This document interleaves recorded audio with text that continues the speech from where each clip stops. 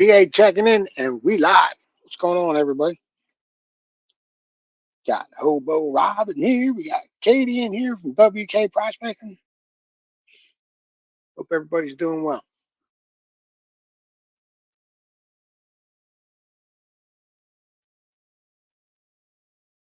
Waiting on some people to come in. I had it scheduled for tomorrow. Waiting on some people to come in. I had it scheduled for tomorrow. Had to fix that.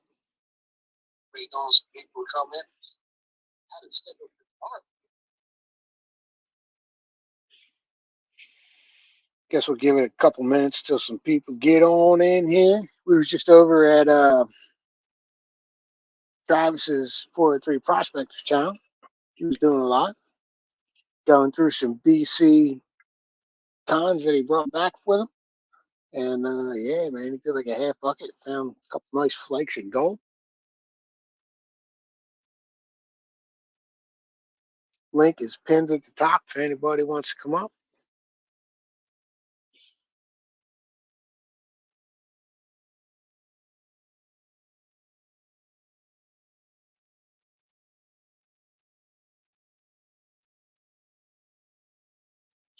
Going through some benzo bags tonight.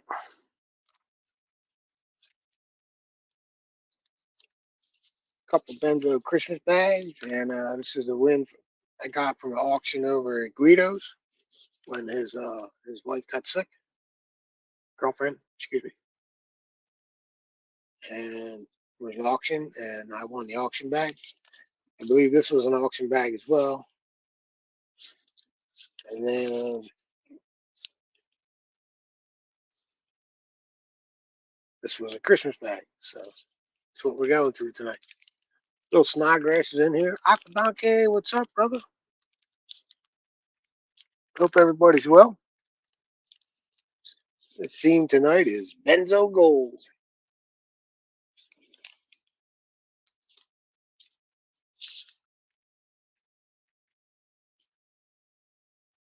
I am good, Bill. How are you?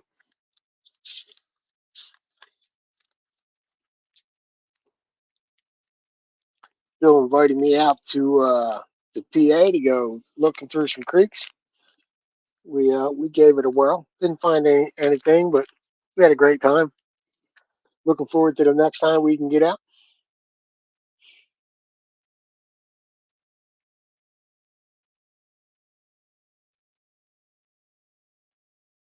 Hobo Rob's up in here. What's up, man? What's up, brother? Hope everything is well.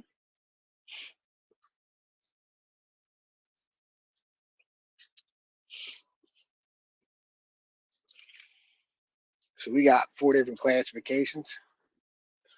The 1/8" fryer basket classification, and the 16"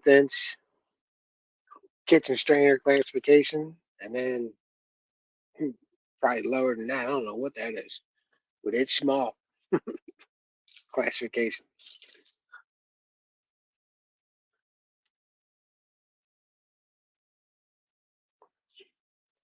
Not too many bigs.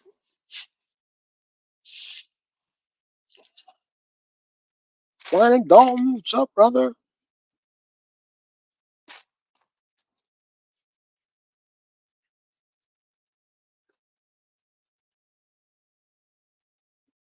Aquadonkey just dropped a video of sluice that he got from me, man. Pretty cool, brother. And that fits in there nice.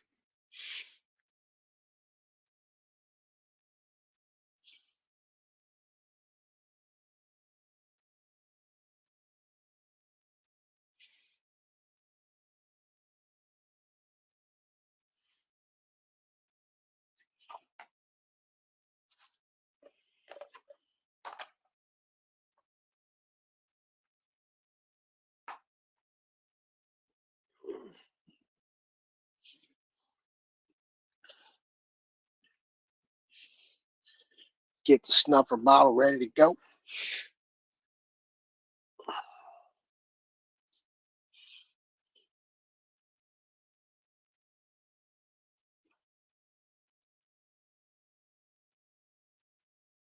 Yeah, we're going through some benzo gold stuff tonight. Not sure if he's going to pop in.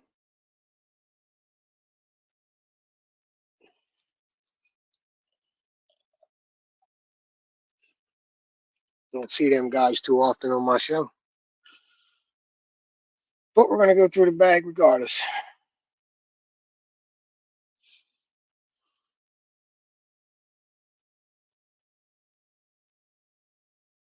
Got to be part of the clique.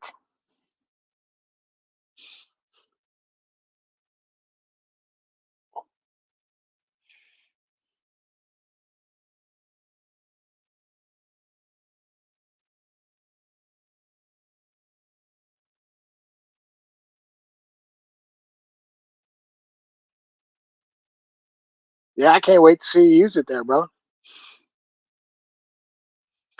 We're going through some Benzo gold bags there, Alton, Shannon. 2 bags on Christmas and a bag on a Guido auction. So we dumped them all together.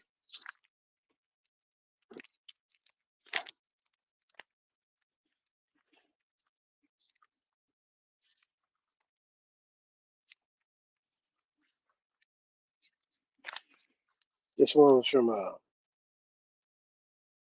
August 30th Rise. It was a 3rd place prize.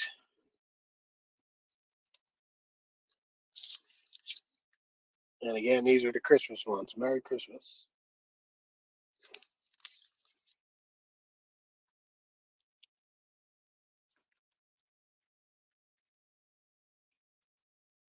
Yes, sir. Benzo it is.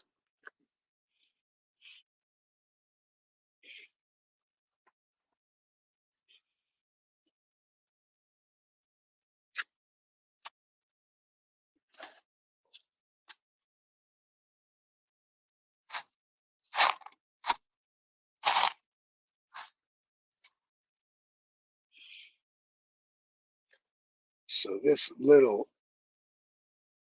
flat flake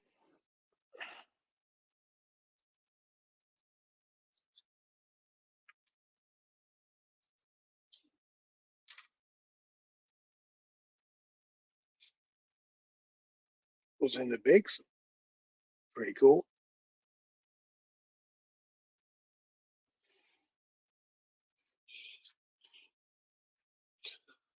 Can do. What's up, brother?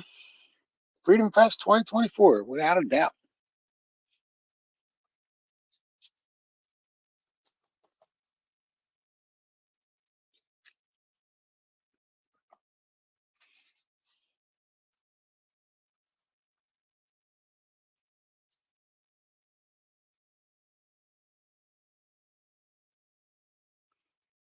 Bill Snodgrass just did a vid on gold nugget sales, White Horse, amazing return on the investment.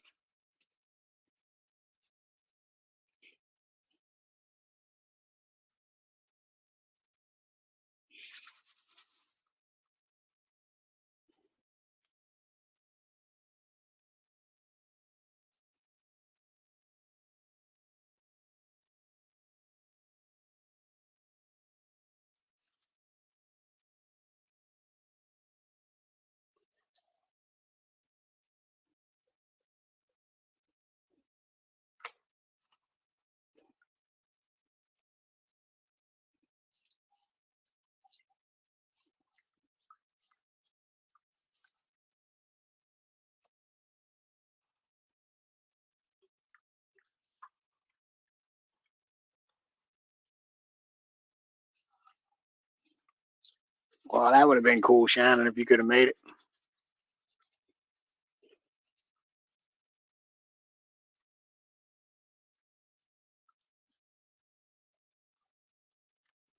Freedom Fest is a great time, man. Met a bunch of people that I really wanted to meet last year, and I can't wait to do it again. See some old friends, make some new friends. That's what it's all about. Getting out there, getting to meet these great people on YouTube. I always have a good time anywhere I ever went.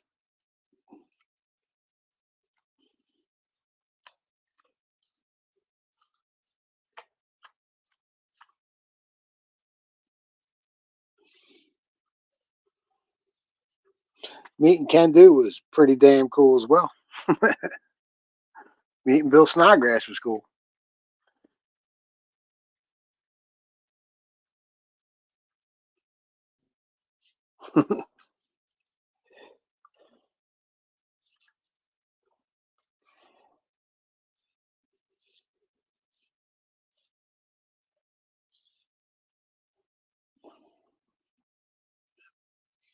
Wow, look at that nice little piece.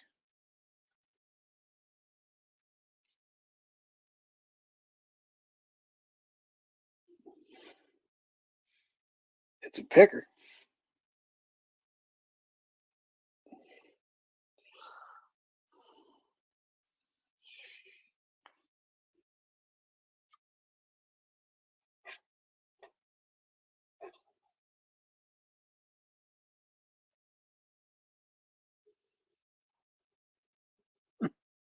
Might be another picker. It's another little picker.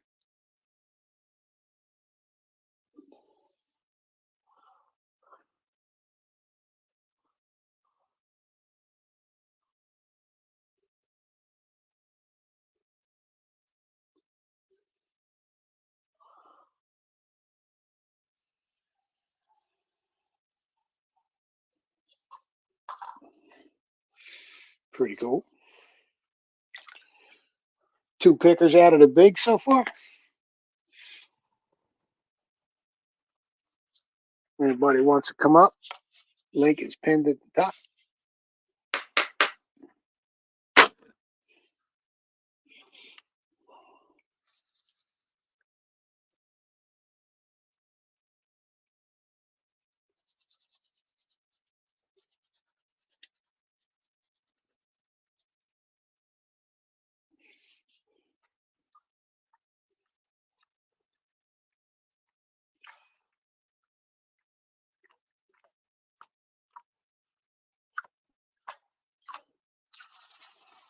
What's up, JP?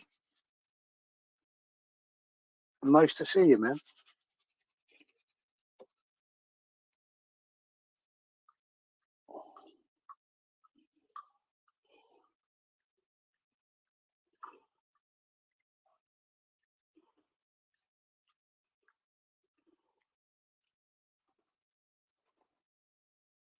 We had a good time, didn't we, Bill? Down there in that creek.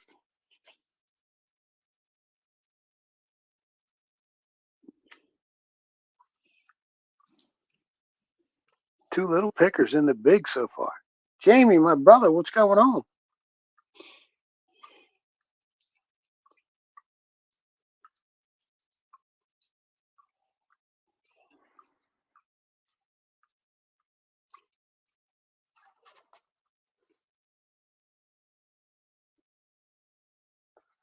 I guess so, man. It's 2 o'clock in the morning over there, Jamie. Glad you stopped in though, man.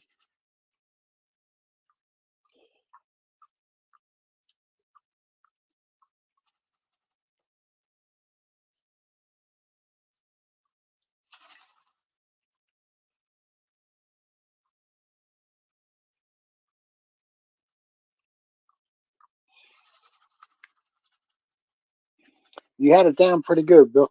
I'm no expert by any means.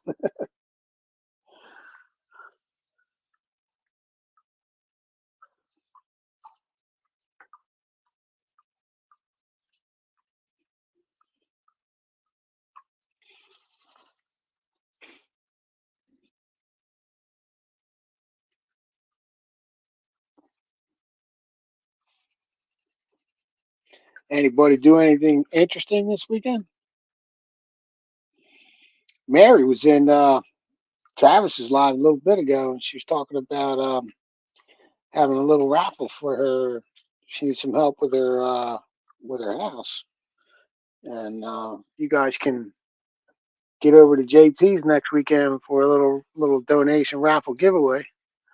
Be much appreciated. Mary's a good member of the community. She's always there for everybody else, and we love her. Got to help her out. I got somebody in the back. Zach, What's up, Zach? You know I hate seeing people stream alone. Talking to themselves on camera, it gets kind of hard. All right. Rust the Pioneering came in. What's up, Rust? Good to see you, brother. Hey, make me full screen real quick, PA. Sure. Let me switch over. Shannon, check this out. Knock, knock, mofos. What's up, man? What's going on, brother? Oh, Shannon, check this out. Make me bigger real quick, PA. He's like, nah, you're dubbed. There we go. I was texting Charlie at Digging It Back. So I texted him. I said, "You mad, bro?" "Nope. Are you?" "No, man. But I was checking your local crime reports, and there was a 60% property crime reduction in your area this week. And just checking on you, bro. It will go up again. I just got home." He admitted it. Oh my God! The one show I was watching the news, and they said that 60 cars got broken into in a 2-block area in Washington D.C. I asked him if he was in Washington D.C. Keep your ass up out of there. We're just having fun with it. You can pull me down. Yeah. It's a standing joke with Charlie. It's a running joke with Charlie. Yeah, running joke. That's what I meant to say. Shannon's in the house. Shannon, it would almost be worth it to have some Dalton Worldwide Glass business cards made up and send them to Charlie so he could do his giveaways. Have some more knock knock, mofos. Knock knock. What's going on, 403? Big Texas prospecting in the house, George. About to raid this place. Patriots unite. It looks like a raid.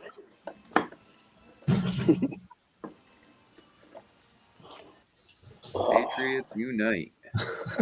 Shannon, they do it. Gold Eagle prospecting's in the house. Joe, how's it going, man?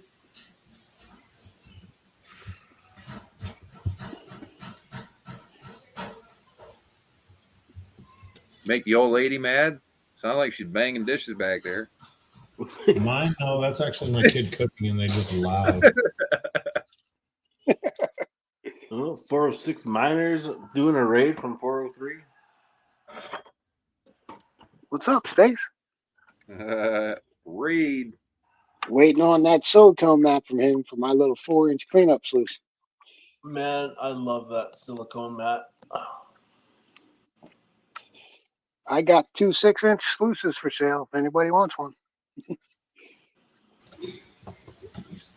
I wish I had the cash. Good looking on that pay dirt bag there, PA Patriot. That was awesome. Oh, yeah. That was almost 2.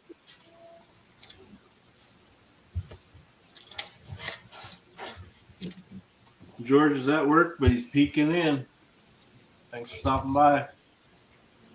Appreciate it, George. Yeah, that was 2 pounds of black sand there, brother. Almost 2 pounds. Oh, was it? I did it in 1 pan. 2 pounds, I said. Oh, I just got a bag from Home Zoo Prospecting. I guess it's all 100 mesh and below. He just did a video on that. Hi, Shannon. I don't know if anybody else got got one. That black sand was pretty big that I just got from Dan's bag there. It was big drain stuff. Yeah. That's what you look for with that placer tool, man. Yep, that placer magnetic probe. PA, do you have George's phone number? I don't.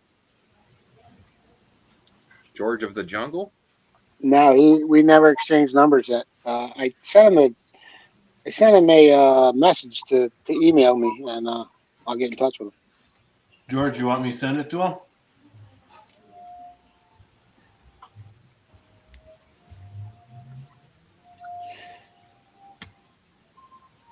Man, this is just a Biggs plus 1/8 inch.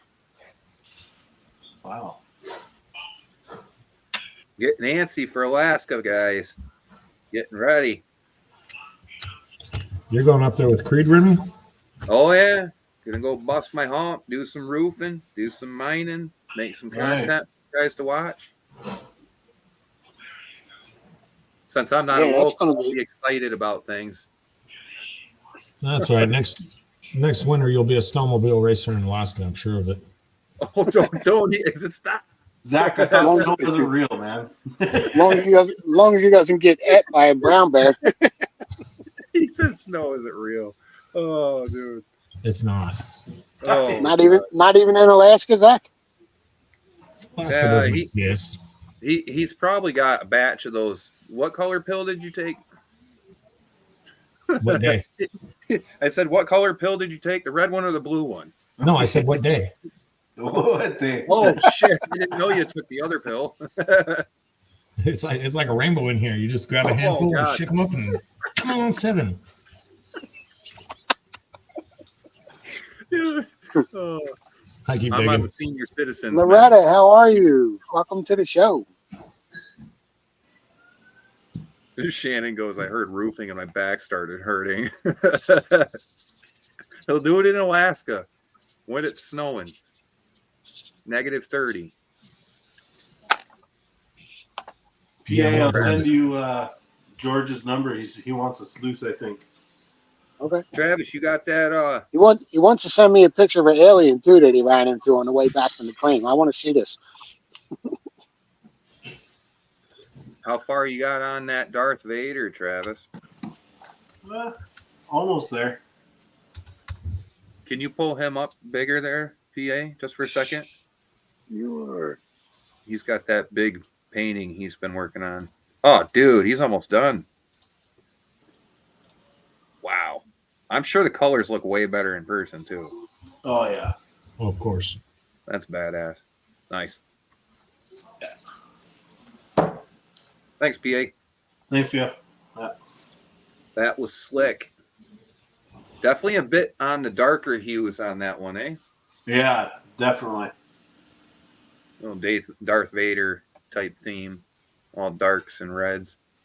You got to think about it, Remy. The guy's house has been covered in 10 feet of snow for months. He's in a pretty dreary place. Everything's going to be dark and undesirable.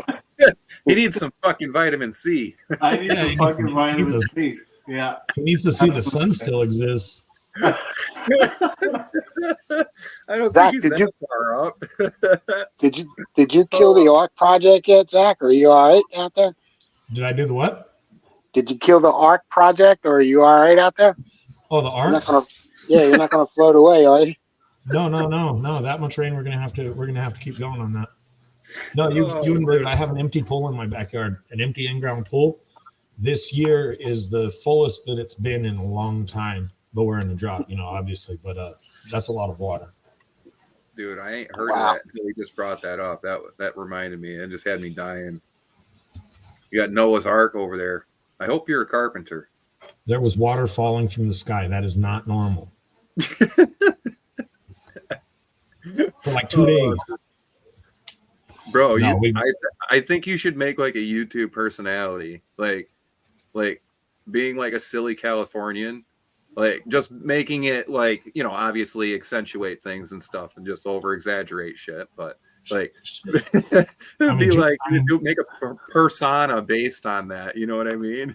I mean, geez, Remy, you guys really want to see me any stranger than I am already? Hey, dude, I'm barely hanging on here. Crack it up, bro. It's funny, man. It is. Hey guys, check this out. Honestly, I'm not ripping on you when I say the freaking snow is fake and shit. I think that's hilarious, dude. It's all for fun. Big Texas Prospecting is offering free shipping today only on all paydirt bags. Whoa! Offer ends at midnight. Cool. Who's offering free shipping on paydirt bags? Big Texas. I don't think it counts for Canada. You're a Canuck. It don't count. Damn it. Half moose type person. I was hoping to see a moose in Vermont. I saw signs for mooses, but no mooses. You really don't find them down this low. You're going to have to go up a bit further north unless you actually get into the high peaks. But being so far down from Canada, usually you only see them down here if they get pushed. You know what I mean? Like if they get pushed out of their natural zone down south, they'll get pushed out. But you can still see them in the west, though, can't you? It's north of here. We're right. So Rutland's smack dab central Vermont. So yeah, but I thought you could get moose in like North Dakota and stuff like that. Because you guys are East Coast. I thought you could get them in like the upper Midwest. Well, I mean, you can. It's elevation zones that they live in. They like certain elevations. So if you don't have that elevation, they're probably not going to be hanging around there. They've got a lot of fur and stuff. They're for the colder climates. So they're going to stick to that basically right at the Canadian United States border. That's kind of like that buffer zone, right, where they like to hang out and north of that. Yeah. Jamie said, "What's a moose?" Mooses are stupid. Oh, whoa! I didn't mean that, Travis. That was not me. What? I said it's a half Travis because I called him a moose on his live stream one day. They called him half moose because he's Canadian, and then he just said, "Oh, moose are stupid." Right after I said that, I was like, "No, nope, didn't mean that." You could be walking through the wood and say, "Oh, look, there's a moose." He'll come over and fuck you up just to do it. Oh yeah, they'll come kick your ass. You got to remember, most of us have probably never seen a moose. I know I haven't. And if any of us did, we'd probably see a small moose. And Travis would probably say, "Nah, that's a baby. We don't want that one." Yeah. We just went to a diner yesterday. Laura and I went to a diner for dinner, and they had a moose on the wall. And I mean, she was like, "Oh, that is pretty big." And I said, because I asked her how big it was, and I said, "That's pretty big, huh?" And she's like, "Yeah, that is pretty big." And I said, "Just imagine that's a small one. That's a northern Vermont moose. That's not an Alaskan moose." Yeah. Never seen one. I did get tipped some homemade. The guy couldn't tell if it was deer sausage or pork sausage when he gave it to me, but a customer gave that to me as a tip the other day. It was pretty good. It was probably meat pie meat from that movie there, Sweeney Todd. I would have put mystery meat in my mouth, sir. we were talking about mooses, so Mega sent me a picture with a moose.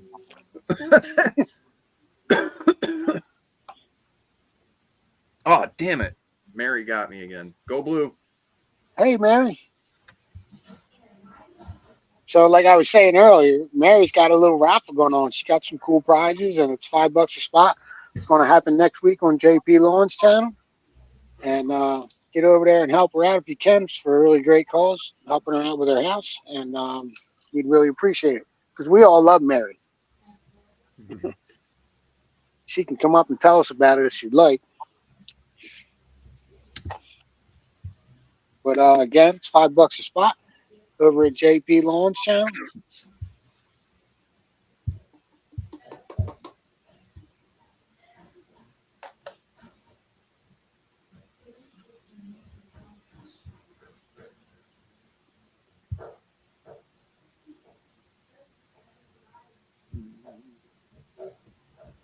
When do you leave for Alaska, Remy?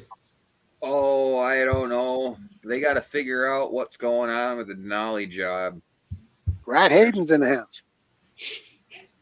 I was dead. Oh, you're good. You good? Yeah, good. All right. Yeah. It initially was supposed to be. I was supposed to be there for May 1st.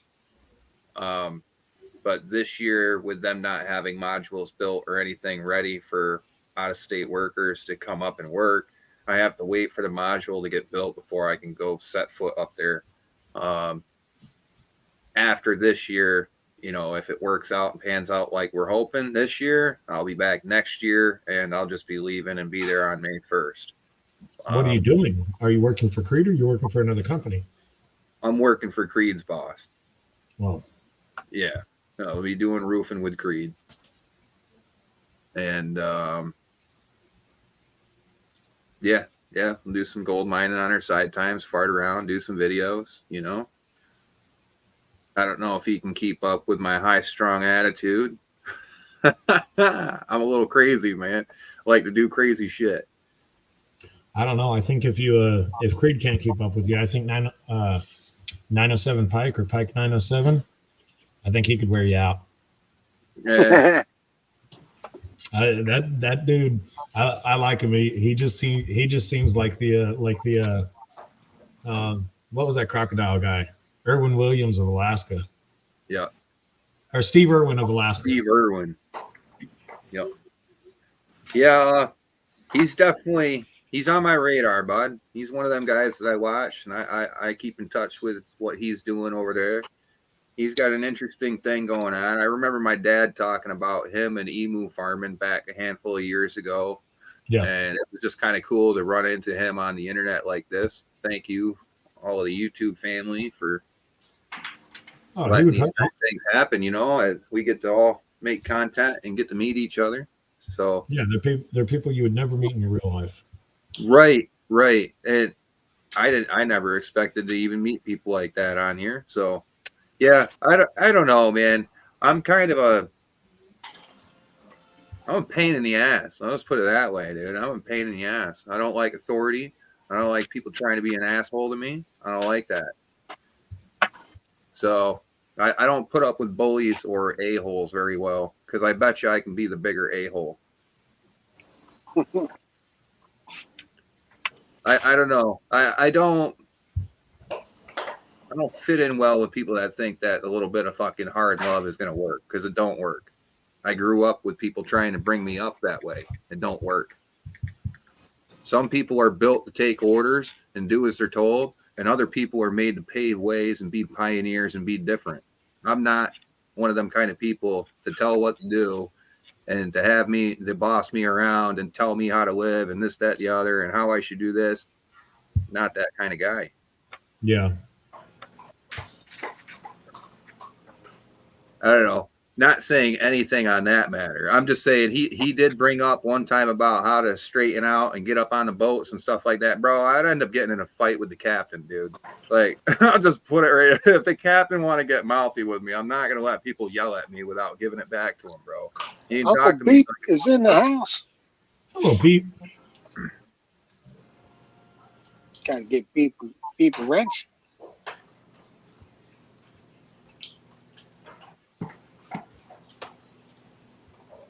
Oh, he's got some awesome things going on there, though. He's doing some awesome shed hunting. He got a lot of moose sheds this year. Who did? Pike did. Pike? He was out there. He got a lot of moose sheds this year. He had like 2 matching sets, I think. Nice. Yeah, he did that. And then he went out and looked at some of the White Alice operation. If you haven't heard of that operation the government had, check out 907 Pike, Alaska's page. He has a video about that, and it explains what White Alice was. He went Throw out. His link up there. Huh? Throw his link up there. I can grab His it. page. Yeah, I'll hang on a sec. I'll jump over right now and I'll grab it. Chilling and grilling with Dan B. What's up, brother? Hope all's well. 907 is very, very informative. So if anybody's looking for information about life in Alaska, that's the channel to watch. He's a smart guy. Yes, very much so. He actually pioneered emu farming in Alaska. He's helped pave the way for the what was it? It was experimental emu farming. So he initially started that, and he wanted to get emu on the clean list so people could have extra food and stuff in Alaska, because they have a really hard time keeping food up there for everybody in the families. Yeah. So no, they fought him pretty hard on that. I read a little bit about it when I first met him. Yeah, they really did. They hit him pretty dang hard. They were trying their darndest to try and get him from doing what he was doing.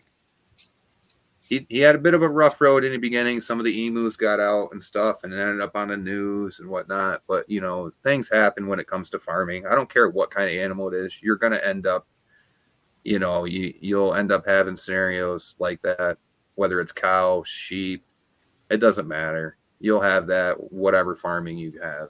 A fence will happen. Something will go down.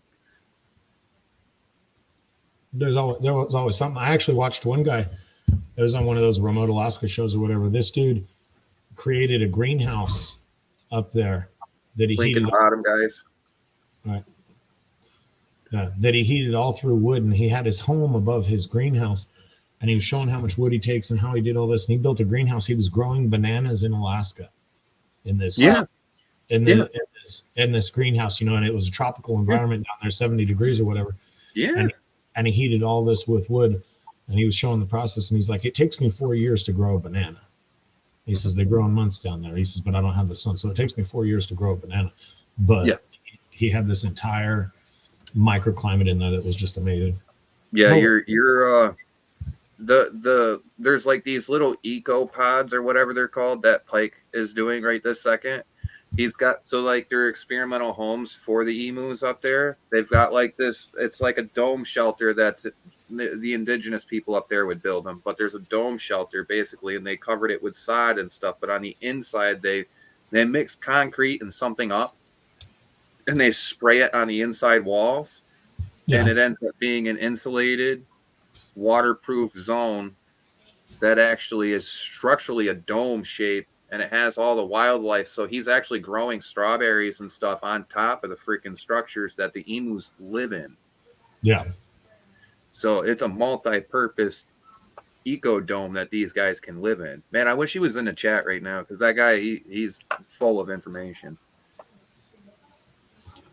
I don't see Creed either. I guess he just got back to Fairbanks the other day. They got stuck trying to get back home from Anchorage. Mack truck or something wrecked on the highway and shut the whole highway down. Screw it. Just learn how to fly a helicopter and buy one. I wouldn't want to fly in Alaska like that, dude. I'd try to stay out of a plane up there. Chopper. That's the only way to get around up there. Snowmobile. During the winter time. That's why this winter's not being so cold is becoming an issue for the Alaskans. That anytime that you would want to get anything heavy, you have to wait for the ice and snow so you can get snow machines to tow whatever you want out there. You can't just fly certain things in. Got Richard in the house. He's probably working and lurking. We got Brad from Rocky Mountain Prospector in the house lurking. Bacchus is in here. Welcome, guys. Got all the regulars. You guys are awesome. Yeah, all the usual suspects. Absolutely. Everybody's here. Well, we're missing some. We're missing a Creed. We're missing. Actually, I'm going to text his old ass.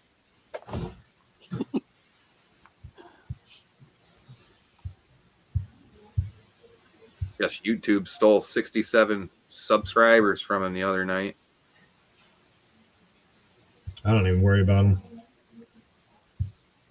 After I started complaining about all my subs getting dropped and stuff, not seeing them, my sub count didn't drop anymore. The thing is, if you post shorts on a regular basis to where you're growing, and you start posting on a really regular basis, I stopped losing any. I went like a year, my number never went down. You know, I'd lose one or two here or there, but when you're not posting regular, it seems like you lose them a lot more. But even at that, I stopped posting shorts a couple of months ago, and I did notice that my count stayed pretty much the same. I hope you're all right, man. I know sometimes the season or certain things get us like creative block, I guess. I don't know. I just hope, I hope everything's all right, bud. That's all. I'm in a funk lately, and I do apologize to anybody that does watch my videos and enjoys watching them, because there are a lot of you guys that are in the chat that talk to me on every single video that I post. You guys are in there saying kind words of encouragement or just helping traffic on the comments, and I appreciate you guys, but I do apologize.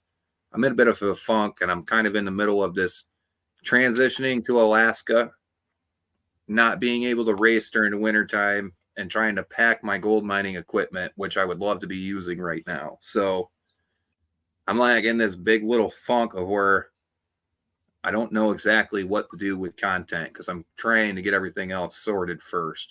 I want this Alaska trip to go correctly and have a lot of really cool content this time. So I do apologize for you guys. Aquadonkey said YouTube sucks. Yeah. Aquadonkey, I still have your email, bud. I'm gonna end up. I had thought about what I was gonna do there. I'm just gonna send you a link to my Facebook, so then that way you can just find me on Facebook and we can chat more there about advertising space or whatnot on Tecumseh. And Mary said, Jackson, I thought you were Charlie's Lookout this weekend.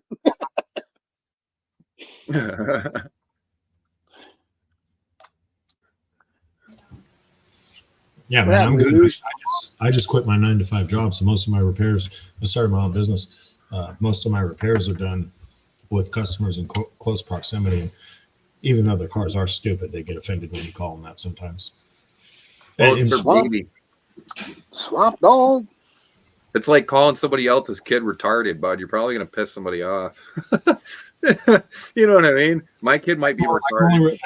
I can only refrain from that for so long, though. Besides that, YouTube is nothing for me. It's just entertainment. The channel can disappear tomorrow. It doesn't matter to me. It's just entertainment, and that's just not my focus right now. Same with my off-road mining sport videos. I went for my first Explorer in 2 months last weekend. Other than that, I've just been focused all on the business. Yeah. I haven't even been able to keep up with people's videos. I've been trying my damnedest when I have time to sit down, but there's a lot of time where it's just I'm sitting down and I'm not here. You know what I mean? I've got time to do things, but I'm up here swinging this and that around and trying to get everything organized in the head before I make decisions, because you make decisions without pre-thinking stuff over well, and then you end up with scenarios you don't wish to have. I catch the ones I can. I got notifications on for the ones I'd really like to watch, but I don't sweat missing somebody's video, and they can't sweat missing mine or anything like that. There's just too many. Right.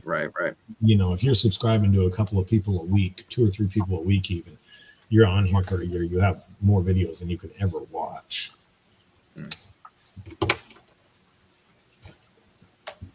Yeah. I have like 1,350 subscribers. It's so hard to keep up, man.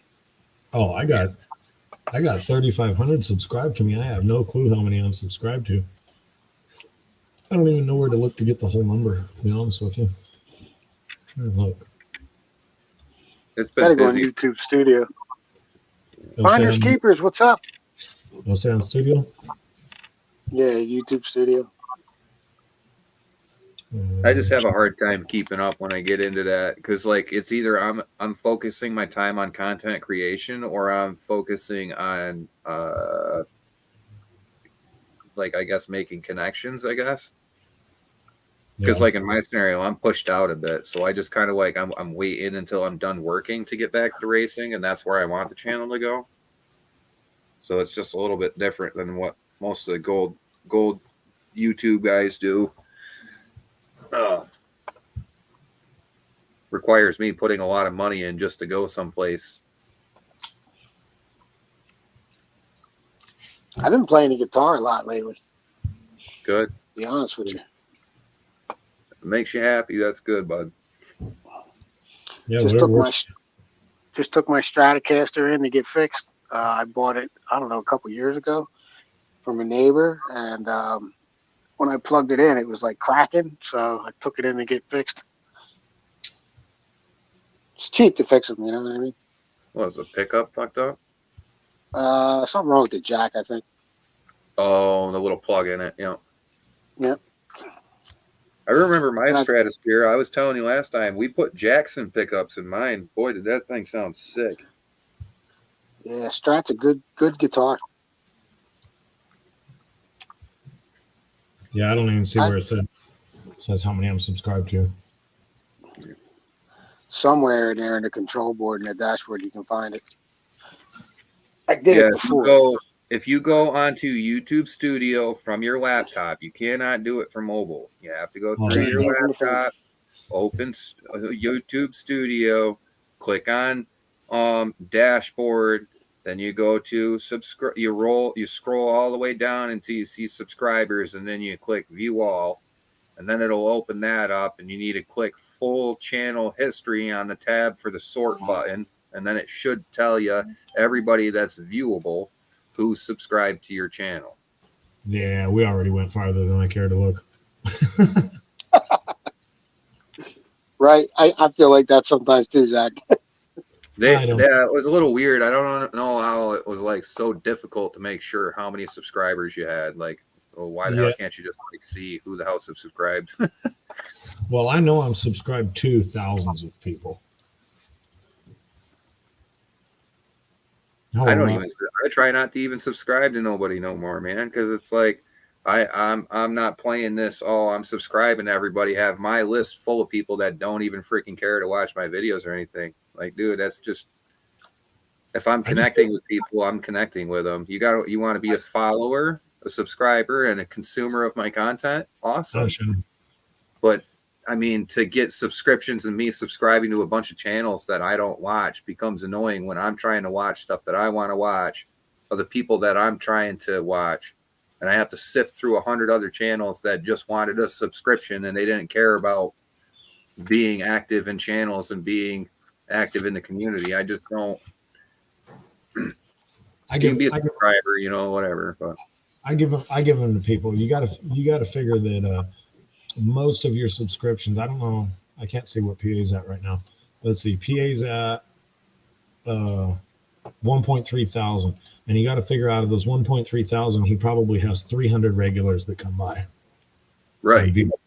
And the other ones are just a number to them. But I give people the subscription. I'll be the number. I'll give them the number. It helps some people, it makes them feel good. Whatever. It doesn't bother me. As far as getting fed content that I don't want to watch, it randomly pops up in my stream or whatever. But YouTube tries to force feed me, what they want me to watch. And so the only the people I watch regularly where the suggestions come up, which that's fine for me. I'll watch the be a good boy and eat what we made you. Yeah. Yeah. Open up now. Eat your veggies. Yeah. Oh man. I got all my usual hunts that I watch, and I don't spend that much time on the computer lately, so it doesn't matter.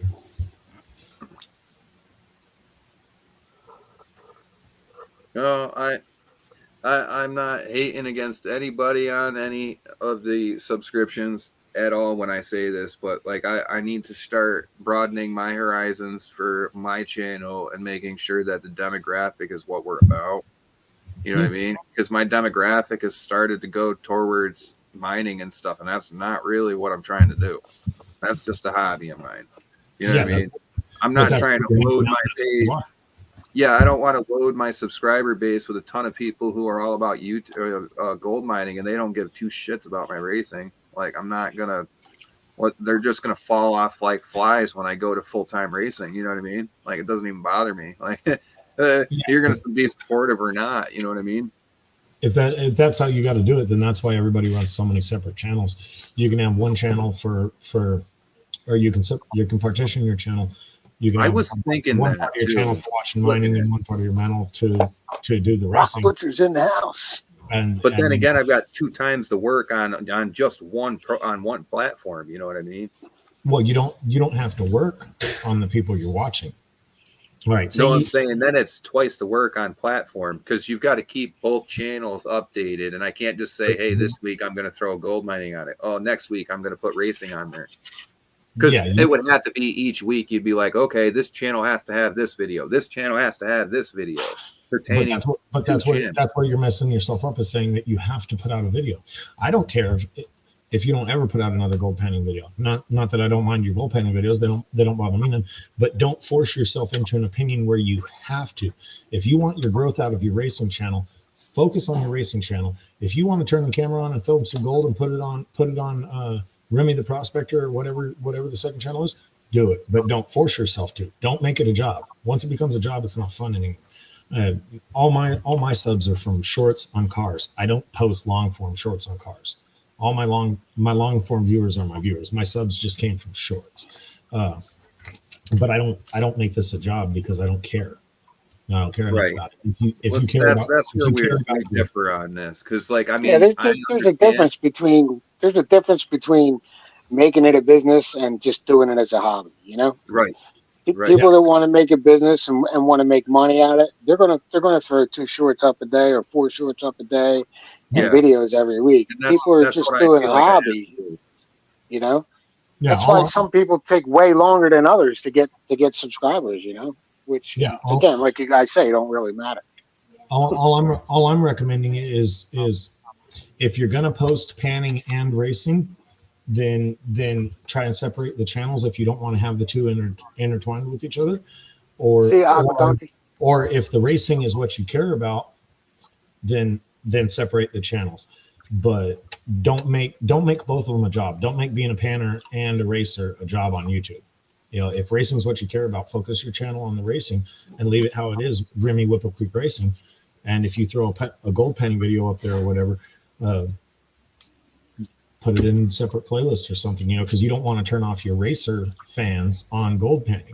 If they're looking for a racing video, Right, or right. an engine build or something like that, and you post some dude sitting in his basement playing with dirt, that's going to discourage the people that you want to follow. That's what I've been noticing, and I feel as being a consumer of content prior to being a creator is that, like, if I was looking at this guy's channel and I'm like here for the gold, all right, so just for some of the channels that I watch, all right, Adrian, I get on a certain channel of mine and I know, hey, these guys do this kind of stuff. I get on there and they're on some total different subject. Like, it might interest other people, but I'm not, like, that's not what I sub to this channel for.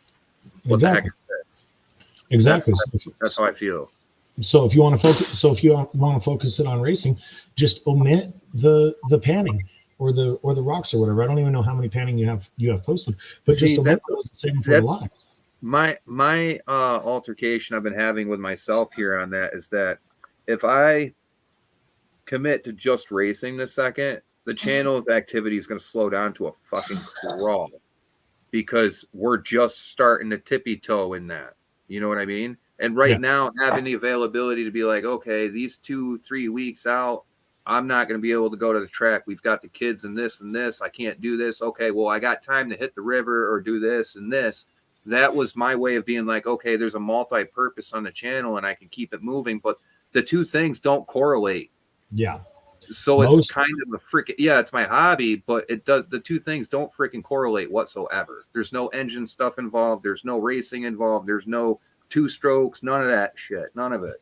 Most of your channels that try and do it successfully for some money or the better growth of things like that, separate their channels between their hobbies or their different hobbies. You might have a metal detector that has a metal detecting channel and a magnet fishing channel, because not all the metal detectors want to watch magnet fishing, and not all the magnet fishing want to watch metal detectors. That's why you have people that have so many channels. I don't.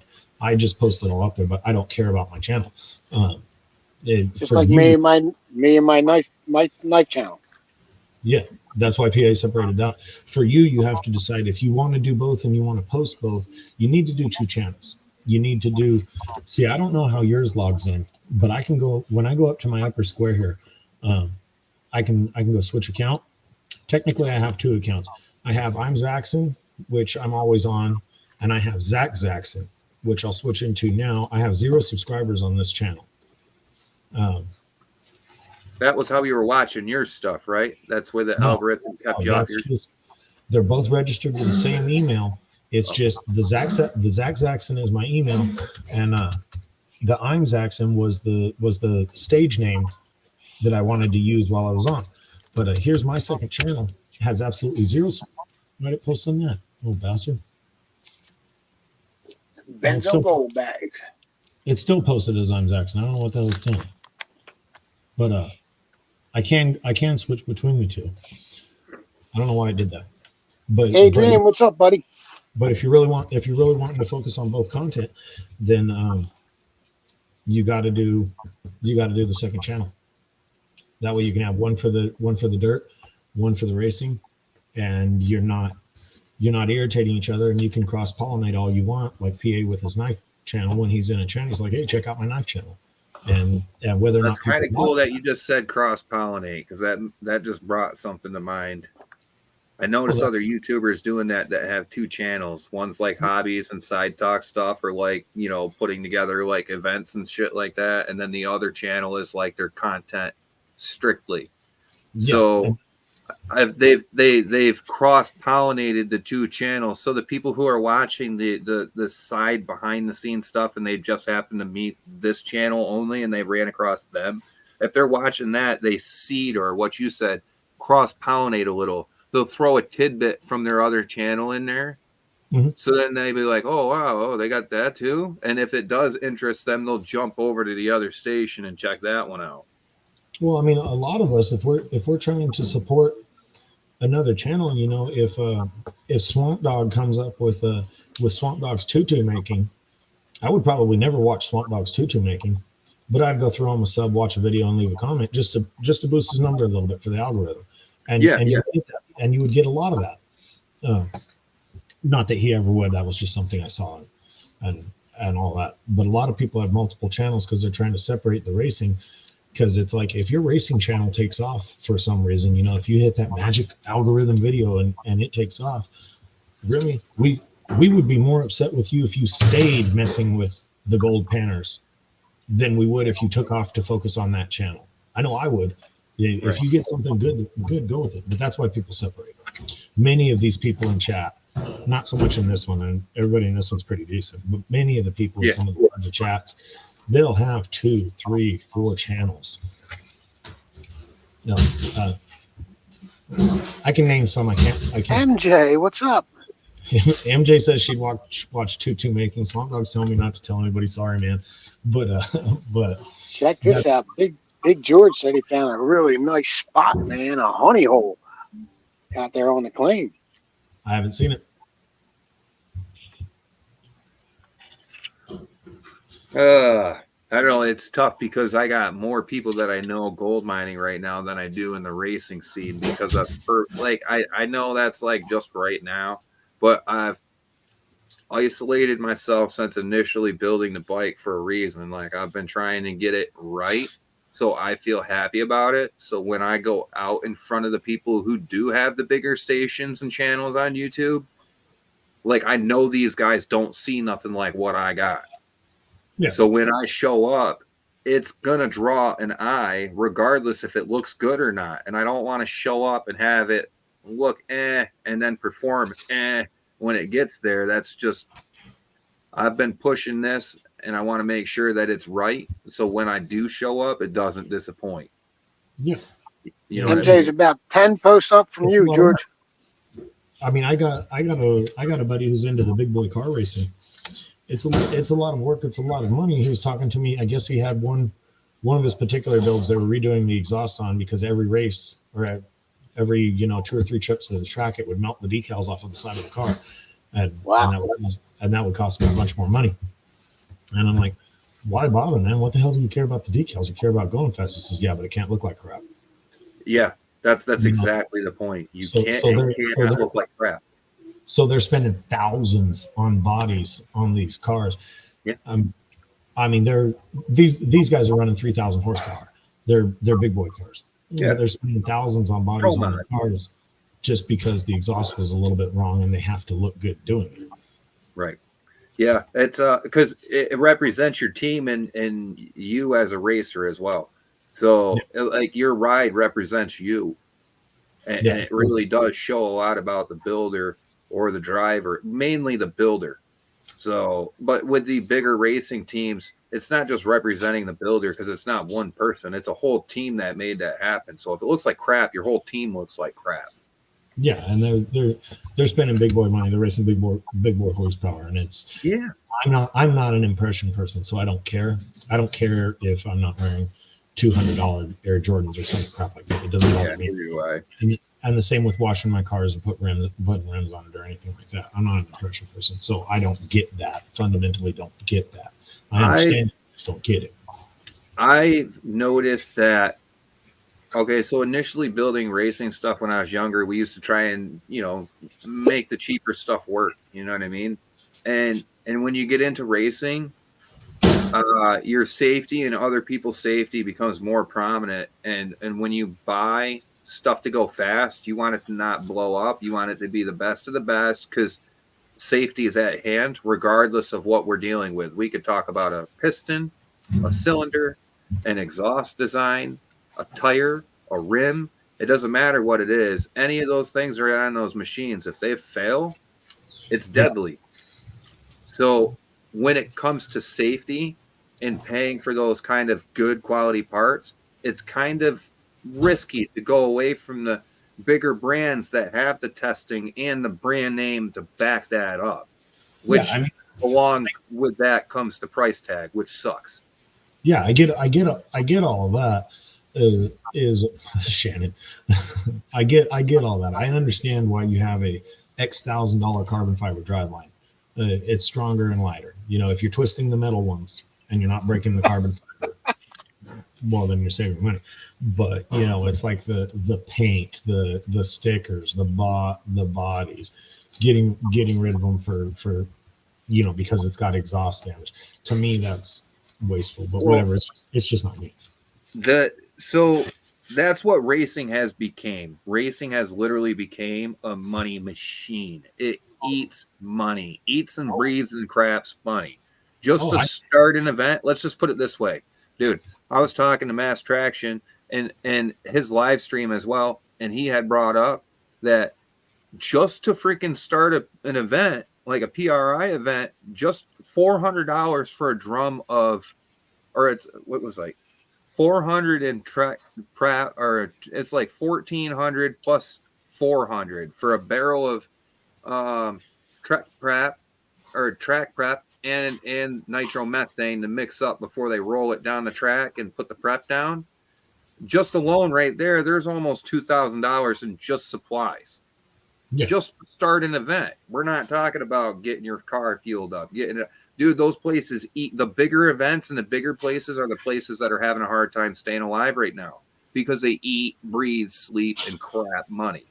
Well, I had one dude, or I know a couple of people, but one guy told me who's been into it a real long time. He says, I can tell you a 100% sure way to be a millionaire in racing. Really? How can you be a millionaire in racing? He says, start out a billionaire. He's just yanking your fucking leg, dude. No, start out. He's yanking your damn leg. You're gonna lose so much damn money doing it. Oh, he's just crying about having to spend money to go fast. No, jeez. No, well, look, if you want to go fast, you got to pay, bud. You got to pay to play.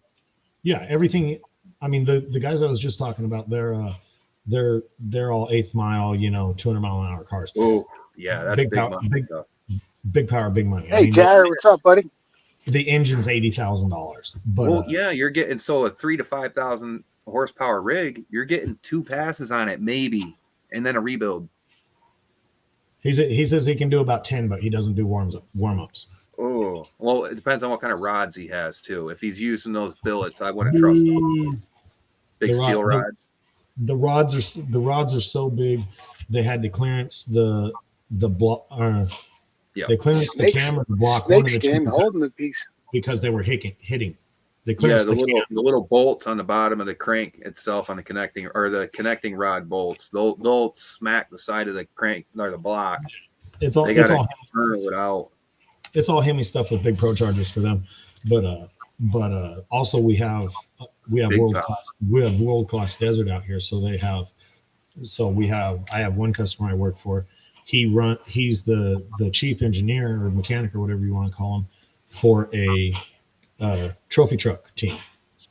So they run a $1 million trophy truck and a $600,000 pre-runner. And all this is at his shop, and he's the engineer, mechanic, or whatever. They race Baja and all that, and it's just the money is ridiculous. And their drivers, they just replaced the engine in one of their trophy trucks. Their drivers, they were just pre-running.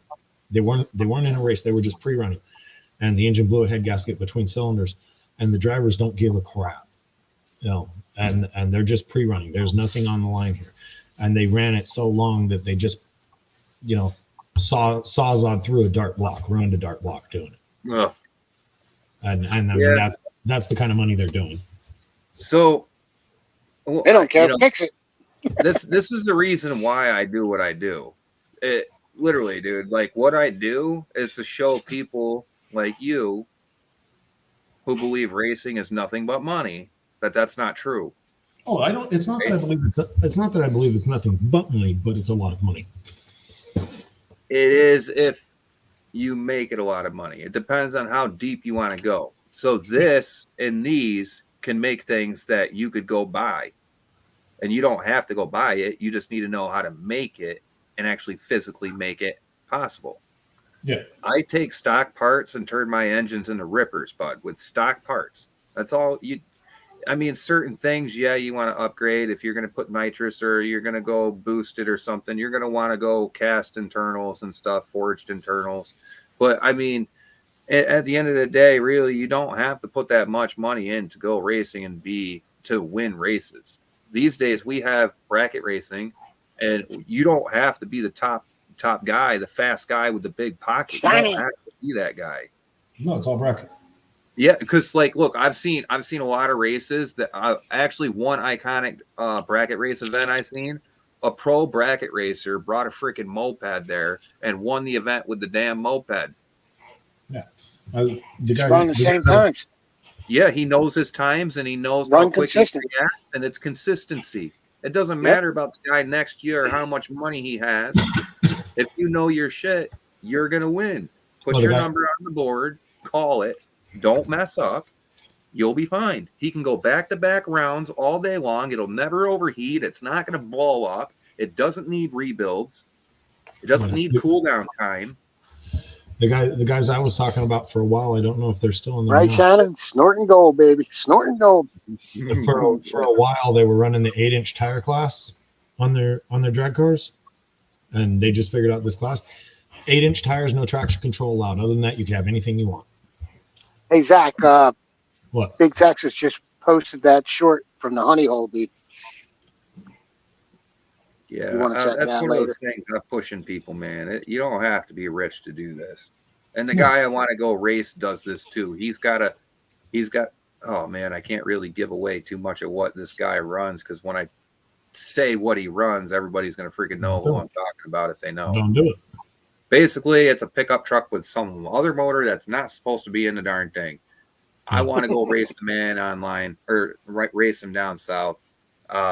He built his truck in a barn. Limited money, scraping it by just to make it happen, just to have a dream happen, right? And it doesn't take a lot of money. Like my bike alone right now, running low 13s. The 13.3, and it's not even on the correct gear ratio just yet. And it's not even rebuilt. Probably 30 years old. It hasn't had a rebuild on it. I'm running 13.3 and a quarter mile at 90 mile an hour. What's up, Anthony? And I've got maybe $2,000 into the bike total. Nice. Maybe $2,000. I'm gonna jump out of the stream. I'll be back down in chat. Everybody's getting ready to eat behind me. Yeah. All right, Jack. Good. Thanks for coming up, brother. Yeah, you don't got to be rich to do any of that stuff. That's Anthony came in the house. What's up, Andy? Yeah. Check out that short from George. That's a new honey hole on the claim, baby. I wish I can get out there with you, George.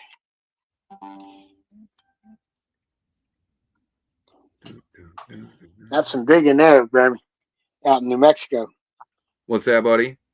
Some digging there out in New Mexico in the dry dirt.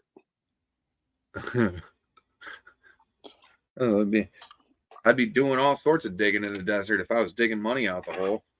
Yeah, he takes buckets home with him. That big red and black layer that we seen when we all met up on the river over here in Vermont. I think I'm going to go down and classify me a 5-gallon bucket of each layer, the black one and the red layer. One full 5-gallon of each one, and bring it back and see what we got in that stuff. Give you something to do. Yeah, I'm stagnant right now until I get up to Alaska. I'd be out there. I go out every weekend I can, bro. You know what I mean? Wrench said he might be coming up to come out with us next weekend. I don't know if he's coming. I haven't talked to him. Where is Wrench, by the way? I don't know.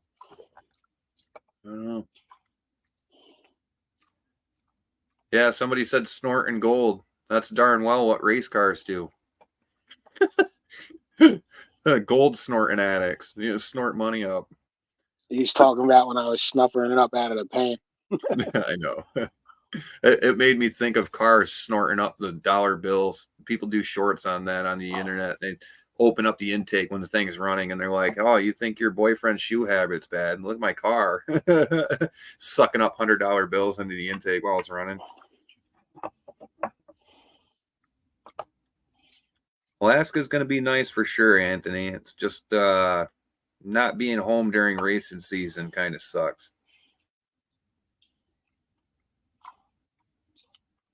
Mary said Wrench has been having a lot of back pain lately.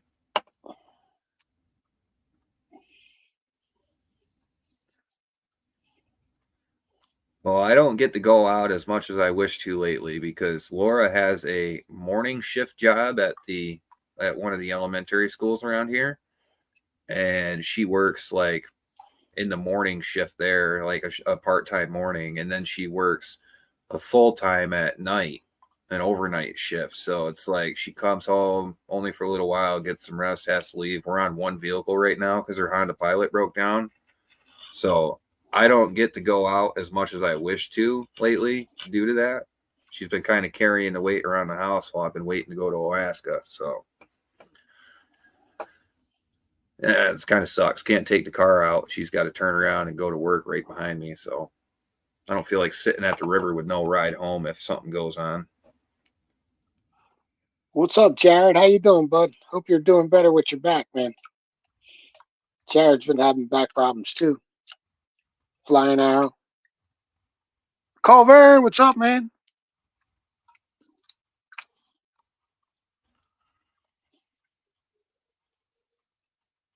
Man, Big Texas, I'm seeing New Mexico has some drag strips down there during the wintertime that are open, if I'm not mistaken. So that might be a possibility that I can make a side swing, come out prospecting and hang out, maybe shoot a video or something if you want. I don't care to do that if you don't want to, but I'm willing to hang out, make some content.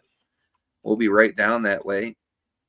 I know Mississippi, South Georgia Motorsports Park, Orlando Speedway, Bradenton, Junkyard #1 Speedway. I think that was Mississippi. We got a lot of them down south down that way that we're going to be going to this winter. I'm going to try and get everything that I can in this winter before I go back up to Alaska yet. Hey, there he is. Just said Alaska. There's Creed. What's up, Creed? Creed in the house. All right, Big Creed Texas. says, that sounds cool. Creed says, "What's up, ladies?" I'll put updates on the YouTube whenever we go out. So if we're hitting tracks or whatnot, you guys will see on shorts or whatnot when we're going or where we're going. So y'all can keep up that way. And if we're headed down that way, we'll gold mine and let me know. Creed said, "Don't race you on a sled, dude." But I want to see his sled actually go on the pavement. And Creed, we got to go down to that dragway down there in Alaska. We get a weekend to ourselves to go do something fun, man. We got to go down there and see what that racetrack's about. Heard it's got the best view in the world. I don't know what mountain is at the back end of the track, but when you're sitting at the starting line and you've got the tree there, you've got the most iconic mountain range in the back of you, just at the end of the track. And that's what you get to look at when you go flying down the racetrack. It's sick. He said it'll smoke my bike. It'll wait till I get my parts this winter when I come home, bud. I hear they got some volcanoes popping off up there. They do. Yeah, there's volcanic activity and earthquake crap happening.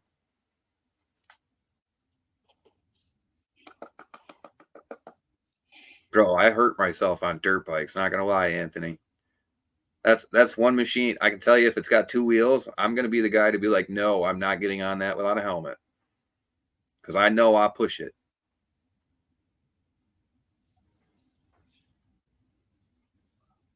Good to see you, Creed. He said, watch my last week's dailies. That's the mountains you see. Oh, wait. You're talking about when you were on Lowe's, that mountain range there? That's the mountain range you'd see from that racetrack? Man, that would be badass. Super cool. I have to go. I've got big time subscribers, like people who are subscribed and following me on Facebook that want to see content from there. And they've got a lot of followers too. They want to see that track. They have never got to go there. Luke Duke, what's up? Earthquakes in Alaska. Loretta, or is it Keep Digging? That's Loretta, right? PA? What's that? Loretta's Keep Digging, right? Yep. Yeah. Yeah, she said earthquakes in Alaska. Yes, there are earthquakes up there. The whole entire bottom hook of Alaska is actually the continental, or it's a tectonic plate. Edge of a plate. That's a whole mountain range there on the bottom hook of Alaska. That's actually got a lot of volcanoes and creates a lot of earthquakes.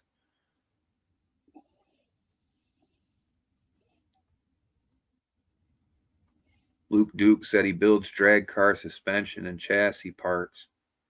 Wait, Luke Duke, do I got you over on Facebook? You the guy with the welding helmet on?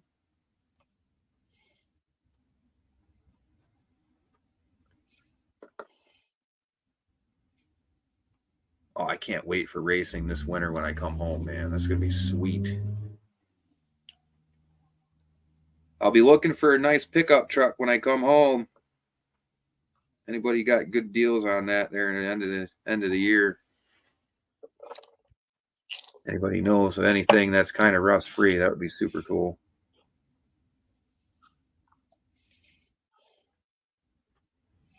I don't want to give out the last name of that Facebook, but I think that's you, Luke Duke. Oh, it is. It is. All right. You got the big beard? Yeah, that's got to be you. Yeah. You were on Green Mountain Prospectors too, right?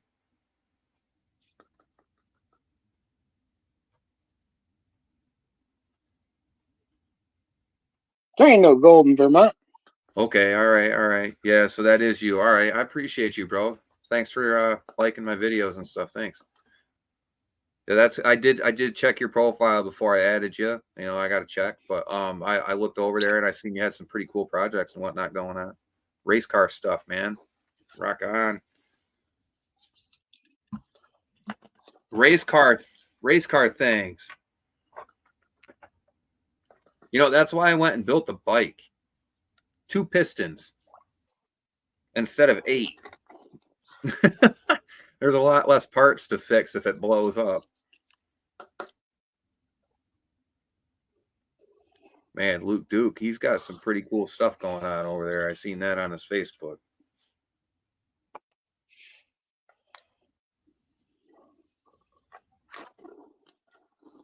You guys doing anything with titanium over there, or you using chromoly, or what are you doing with that front clip?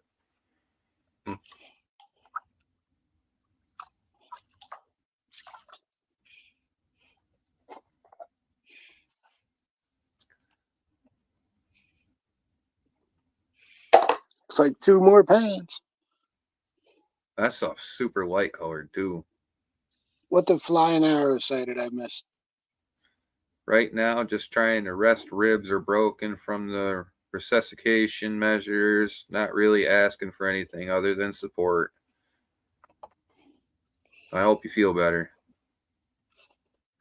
Resuscitation? What are you talking about? Few As in broken ribs or something. resuscitation as in your heart stopped, bro? Loretta said scroll up. There's something before that. Scope, shooter reacted to the mess and stopped breathing. Then my heart said, whoa, man. God bless you, brother. You're here. That's awesome. Yeah, lucky you have another day, you know. Be safe. Wow. The Lord's looking over you, brother. You're still here. Man. Luke Duke, where are you at, man? What state you from? Indiana. He's Indiana? Yeah. Luke Duke, you going to Freedom Fest, bro? Dang, we need to get some racing boys up in the house, man. That's sick. Man, if I had some mechanic guys that do racing stuff around with me, man, we'd be doing some crazy stuff. I need to learn how to weld. That's my main thing. I need to learn how to weld, and all the rest is history, bud. I'm already a mechanic. I already know how to engineer things, structural integrity, bridge testing and structure. Like, I've done all that. Like, dude, I just need to learn how to weld, and it's over. It's over. I'll never have to ask anybody for help building something ever again, dude. Damn, Jared. I'm glad you're still here, brother. Yeah, that's crazy, bro.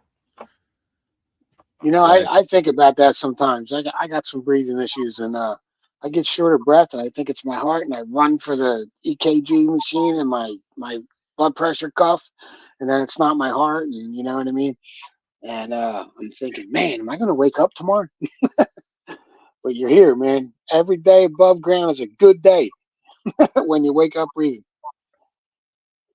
That's why I like to wake up in the morning and try not to have a high stress-filled mornings.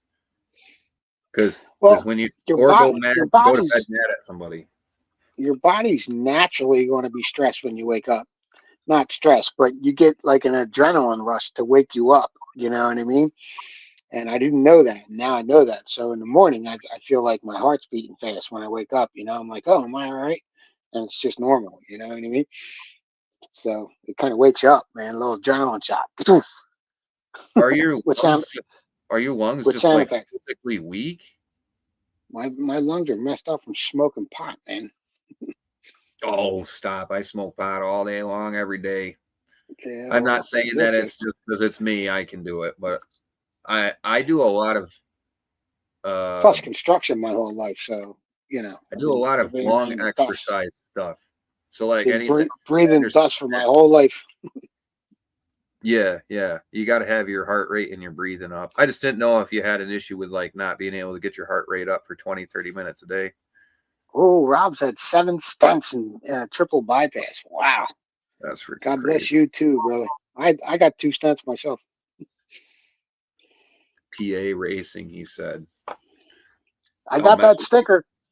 Y'all mess with any fakes? Bro, I got that sticker, Luke, dude. Yeah, I got some work on that bike that needs to get done. Honestly, I'd like to freaking set it somewhere during the year and have it worked on while I'm up in Alaska, so it's ready when I get home. I've got to go to the dyno and get that thing strapped down and tuned. It's like right to business as soon as I get back from Alaska, dude. I've got to get home, finish the bike, get it tidied up, bring it over to the dyno, get it strapped down, get a tune in it, get the data logger system working, and then I have to go down to the track down south and drive way the heck down there, down to like Florida or Georgia to freaking test drive this thing and get a few test hits on it because I can't do it up here. It'll be wintertime.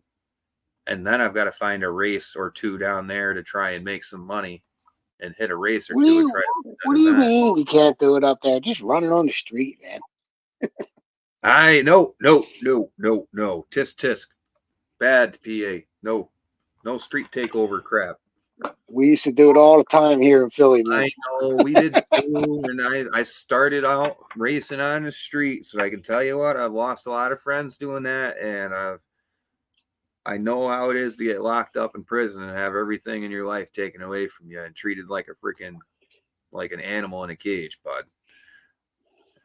They treat you like a menace to society when they catch you speeding on the streets like that.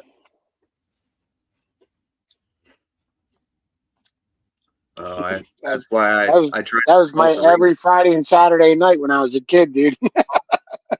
I know, but the cops would like tell you guys to go home. Yeah, the cops would tell you guys to go home. These guys now, they'll turn around because everybody that's doing bad shit, they'll freaking open fire on you, dude. You've got a 6,000, 4,000 pound weapon, dude.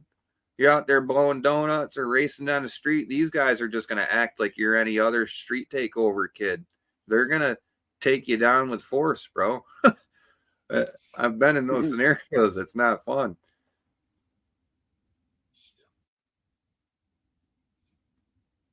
Yeah, we got street racing that happened over where I'm from. They still do it. I mean, heck, I still can go down to where the old strip is. They still got prep down on the asphalt, bro. I'll go down there and just sit there for a little sometimes, just kind of reminisce on old times. But I'll drive down the road where the track is, but I won't ever take no machine down that track no more. Down that strip of road, I'll never put another one down that strip of road again. I watched some pretty crazy crap happen there. So we had 20 spots we could go to, man. We used to go from one spot, the cops would come, and we go to the next spot. Oh yeah, we go you to the next disperse. spot, and the next spot. Disperse, See, you know what I mean? We used to meet up at like Kmart, and we would meet up and have like this little car meet, and then we would set up who would go to race who, and then we would go out, and then we would take the hit, do our race, split off, come back to the meeting spot, and then we'd just wait a while and hear if the CB radios and stuff haven't been going off, or the freaking geez, and what the heck are those things? We ain't used them in a while. The radio thing there for the safety channels and stuff. We used to listen to that, but I mean, if it was clear after about a half hour, you knew that nobody ever called us in, and we would send another batch out and we'd go somewhere else. But they would come through and start breaking up our car show, our little like car meet type deal. They knew what we were doing. They just kind of put you guys in the place and the event together. So yeah, we used to do it all the time, and then somebody got killed, man, and after that it was different, you know. That's what happens. We were like 20, 23, 24, you know, 25, and the person got killed. And again, we had raced down there for years and nobody ever got hurt, you know what I mean? And somebody finally got killed, and then we kind of stopped with it, you know. That's what ruins things. You know, one person gets hurt, and now there's a family that's hurting and wants to take it out on all the individuals that were involved. And well, you know what happened? It was somebody at the starting line, and some girl at the starting line, and car went sideways and took her out, man. That's one thing that a lot of people need to understand about racing. You don't have to be a racer to be involved in the danger of it. Motorsports is a dangerous thing, regardless. We love it as motorsports fans. We love it. We understand the dangers of it. Racing and motorsports are just dangerous in general. They're a thrill. They're fun. We love to do it. It's a passionate thing. Like, we would rather do that than having a regular life. But when somebody gets hurt, especially spectators, that people start to try and take it out on the racers all in general. And it's like, that person understood the dangers of going to the track or standing on the sidelines. A lot of people don't understand that there's dangers of just standing on the sidelines. You could be standing next to a car and they go to start up and that thing pops its intake off and you get slammed in the head with a piece of the intake. You're done. It don't take no car to crash to kill somebody, you know. It just takes the car starting up and having a nitrous backfire in the intake. That's all it takes. James Culver wants to come up. James, what's up, brother? Just want to check in with you guys. Thank you, Loretta. Good dude put together. What is it? Oh, dude. Luke Duke did that one? No. Oh, that's a PA Patriots sluice there. That's Flower Wizard. Smooth water header. Yeah. Aggressive silicone mat and a PA Patriot sluice box. Heck very yeah, cool. Gold Band Community sluice, built bro. right here. Look That's at that, Talking man. hot rod. This is a hot rod.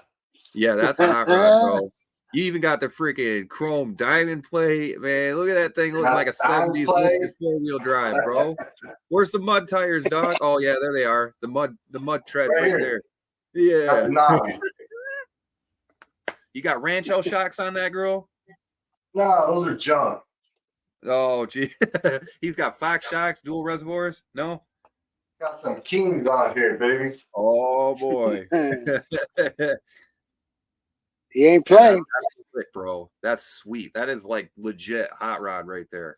Dude, it fit Flower Wizard perfect, didn't it? Yeah, it did.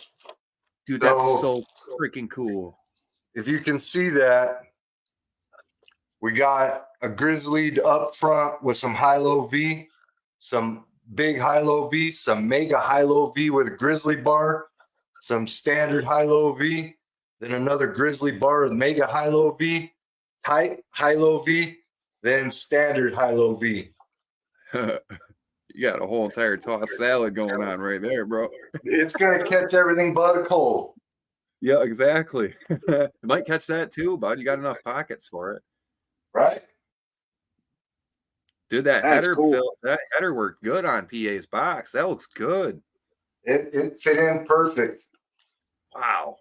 There's PA, no I gap didn't think in that the would look side. that good on yours. That looks good on PA's box, bro. That diamond plate, man.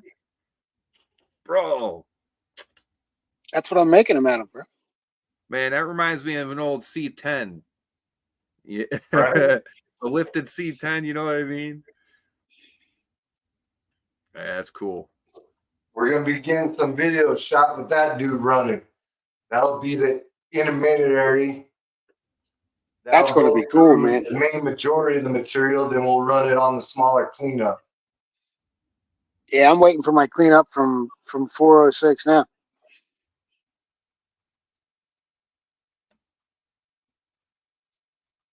That's nice, man. That match cool, brother. It is. And Stacy worked with me on making some crazy contraption of a catch mat. So I'm thinking this is going to work pretty good to catch everything and everything in between.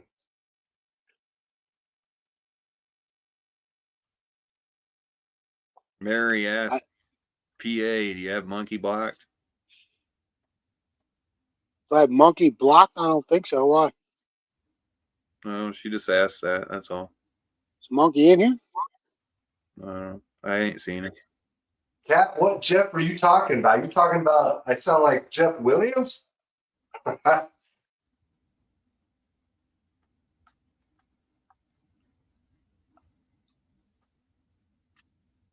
don't think I have monkey blocked.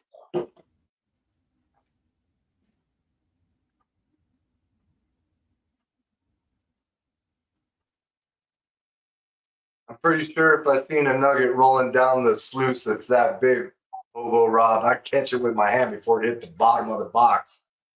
If it's that big, it might put a dent when you drop it on the pan or on the sluice. It ain't going nowhere.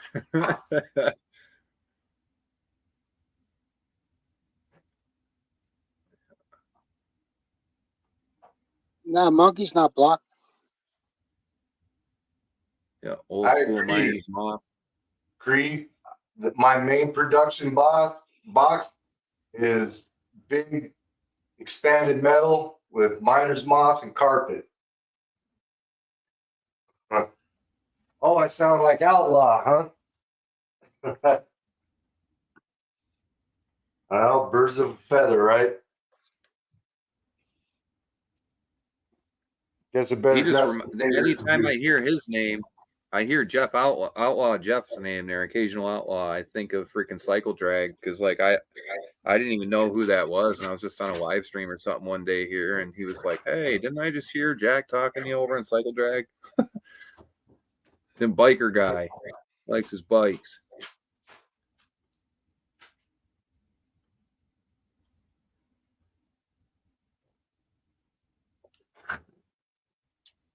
Oh my God! Hey, look what the cat dragged in. Howdy. What's going on? Yeah, kicks in it.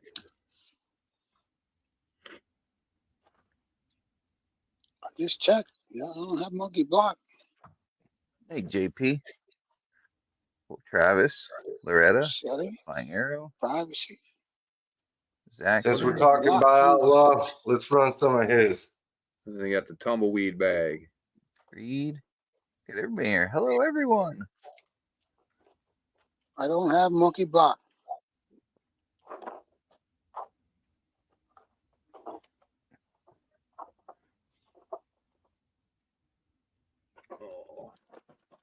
Be right back. One.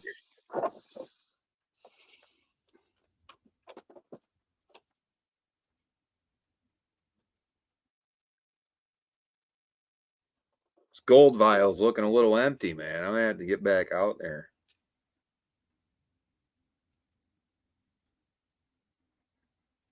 I was about to hit up Mr. Green Mountain Gold Trap and see if I can get his old butt and go out in the cold.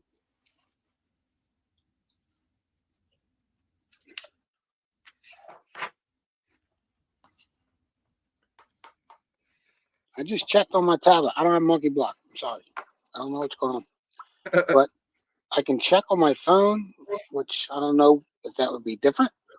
But I don't think that I have monkey block, to be honest with you. Creed, we've already went over this. We're going, bud. We're gonna get some gold. It's Wrench. Wrench jumped in. Mary goes, there's no gold in Alaska. Mary, the gig was up like a long time ago.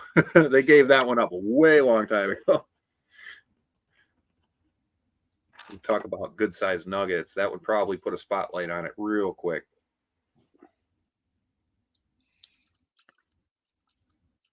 I can't wait to see that dredge. That and the Alaska dragway.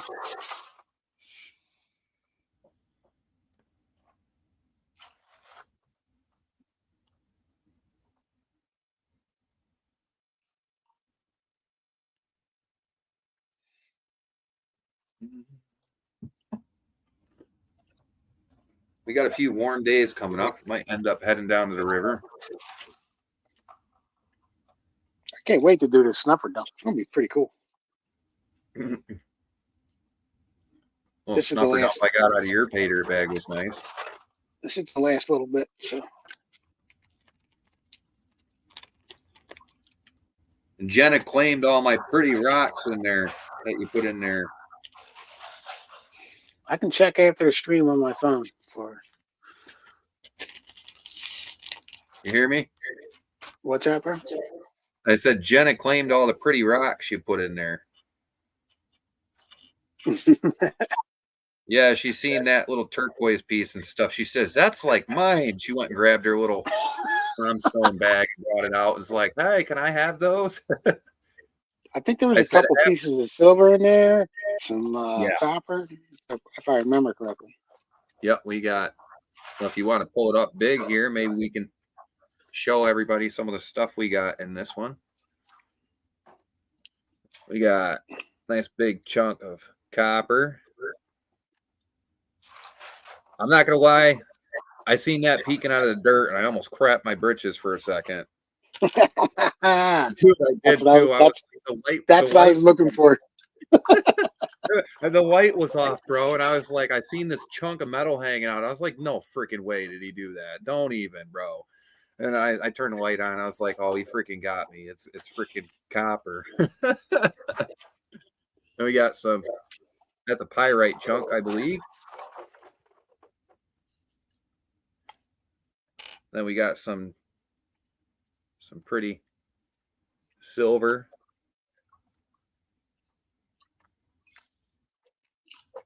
We got like little turquoise pieces, little bits and stuff that Jenna wants to keep, little bits of stones.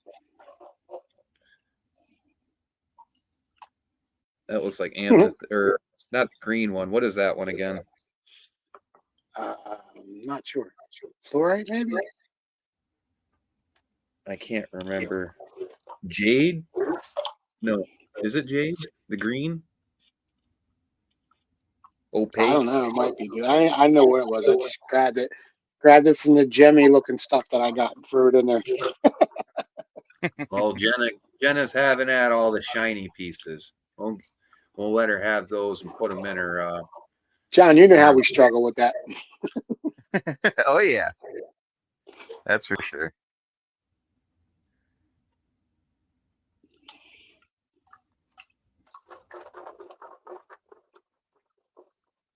What's going on with that progress up there, Creed? I'm getting freaking antsy. I want to get to work, brother. We're waiting to buy tickets, man. I'll be glad next year to have a date at least and be able to order tickets ahead of time. It'll be cheaper. Oh, dude. Yeah, it's going to be half the price.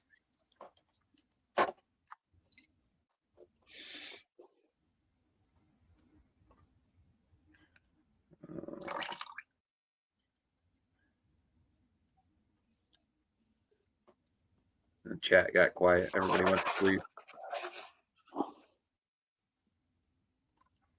Wakey, wakey. I don't know why Grease can't chat in here. I don't understand it.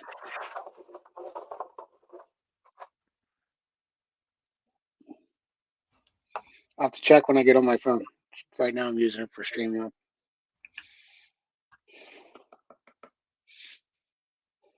All right, I'm going to go off the screen here. I got to go make a pot of coffee.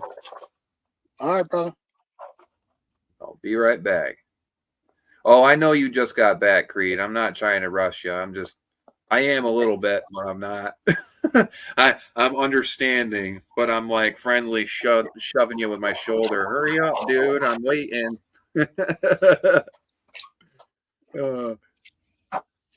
Don't overwork yourself, man. You guys just busted your ass up there at those lows in Anchorage. That was almost 2 weeks of that clearing out of that roof. 2 buildings. Then they went to leave and the road was closed.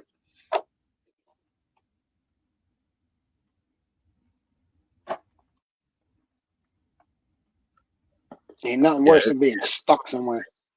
Well, up there too, dude. You should have seen the line of freaking traffic if you didn't, dude. It's a long line of traffic that got blocked off. He said it was 2 weeks exactly on that job. You could tell half a weekend he was whooped. Like it's not an easy job. You think about that, just one day of shoveling, the amount of snow they had to do all day, and then you have to wake up and do that every day for like 2 weeks. That becomes tedious.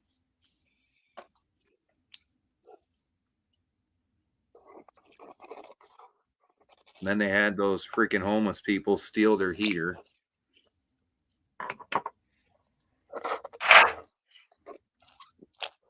Did you guys get stuck on the highway, or were you able to turn around and get up out of there to get someplace to stay, or did you have to stay in the truck? Dude, the road was deep. Like the snow was deep. Oh, it was 2.5 hour wait. All right. I thought he had it closed up on you guys. Oh, 2.5 hour wait there. That's bad. That's crazy. Could have been a lot worse. Rance, how you feeling, brother? I'm doing all right. Wondering what this weekend's gonna look like. You on Far Cry again? No. Took a little break from that and switched up to playing Those Who Remain. Beat that, and then now I'm on Resident Evil 3. I already beat Resident Evil 2. I do them all online, so. Creed said they were stuck on the highway till it opened. F no, we're Alaskans. Well, I'm going to quote this, Creed. Last time we spoke, I remember you speaking about this when I was calling you on that, crying about it being cold. He goes, oh, it's cold out here. And I said, but I thought you were a freaking Alaskan. He says, I ain't Alaskan. I just live here, man. I'm from the 48. I said, good. Don't give me no crap when I complain about it getting cold. Heat's in the work, brother. Heat's in the work. Yeah.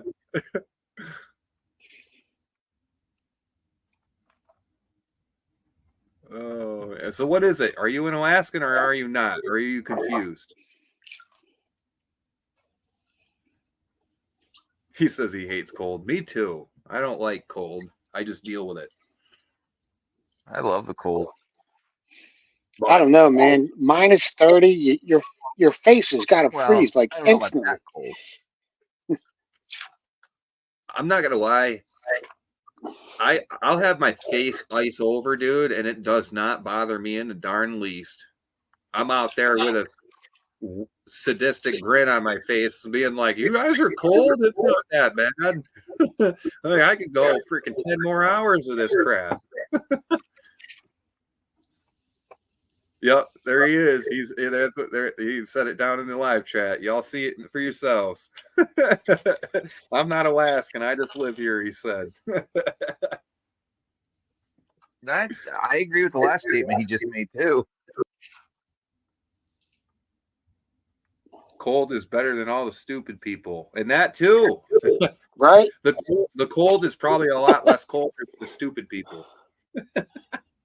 Keeps them away. Yeah, it does weed out the stupid people. You can't be a stupid person in the cold. You'll die. Natural selection. Yeah. Send all the stupid people up that way, man. We'll figure it out real quick, dude. I knew that was a nice little flake or two. That would just Yeah, he goes, stupid people die up here. Yep, they sure do. Every darn day. You sure about going to Alaska, Remy? Oh, yeah. I ain't even touching it one bit, dude. I was just ribbing you a bit. Oh, no, I know. Hey, look, I'm nuts upstairs, bro. I'm from the Adirondacks, dude. We're used to that negative 30 weather. Like, I kind of miss it, dude, because ever since I was like 5 to 8 years old, our weather got warmer, and we lost those winters that we used to have. I've sat in snowbanks in negative 30 weather for 6-hour, 8-hour shifts sitting out there hunting in that weather. Like, it doesn't bother me. It'll get a little taken used to because of the sun and the wilderness, the ground being a little bit more primitive, untouched type deal where, hey, you want to go someplace, you're going to be walking quite a ways and it's not easy to walk. Other than that, dude, it's just going to be a little bit of adjustment, and I'm pretty sure I'll be fine, dude. It ain't no issue.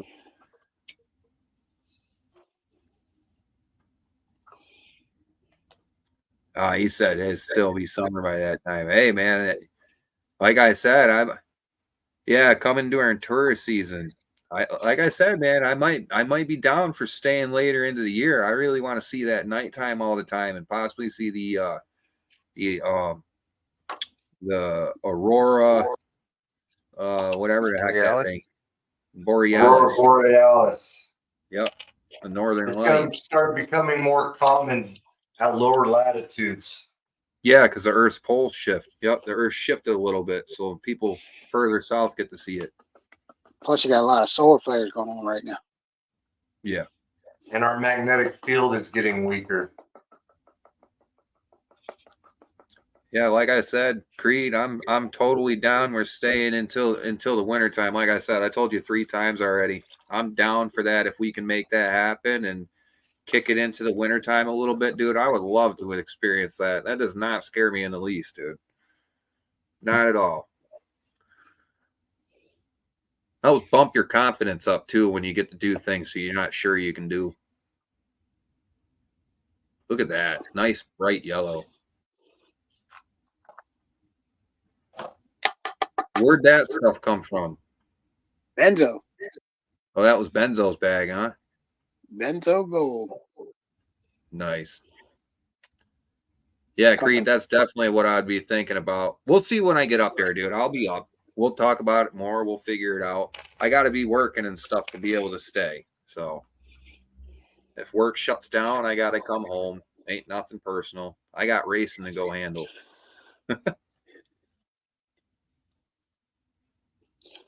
3 bags of Benzo Gold.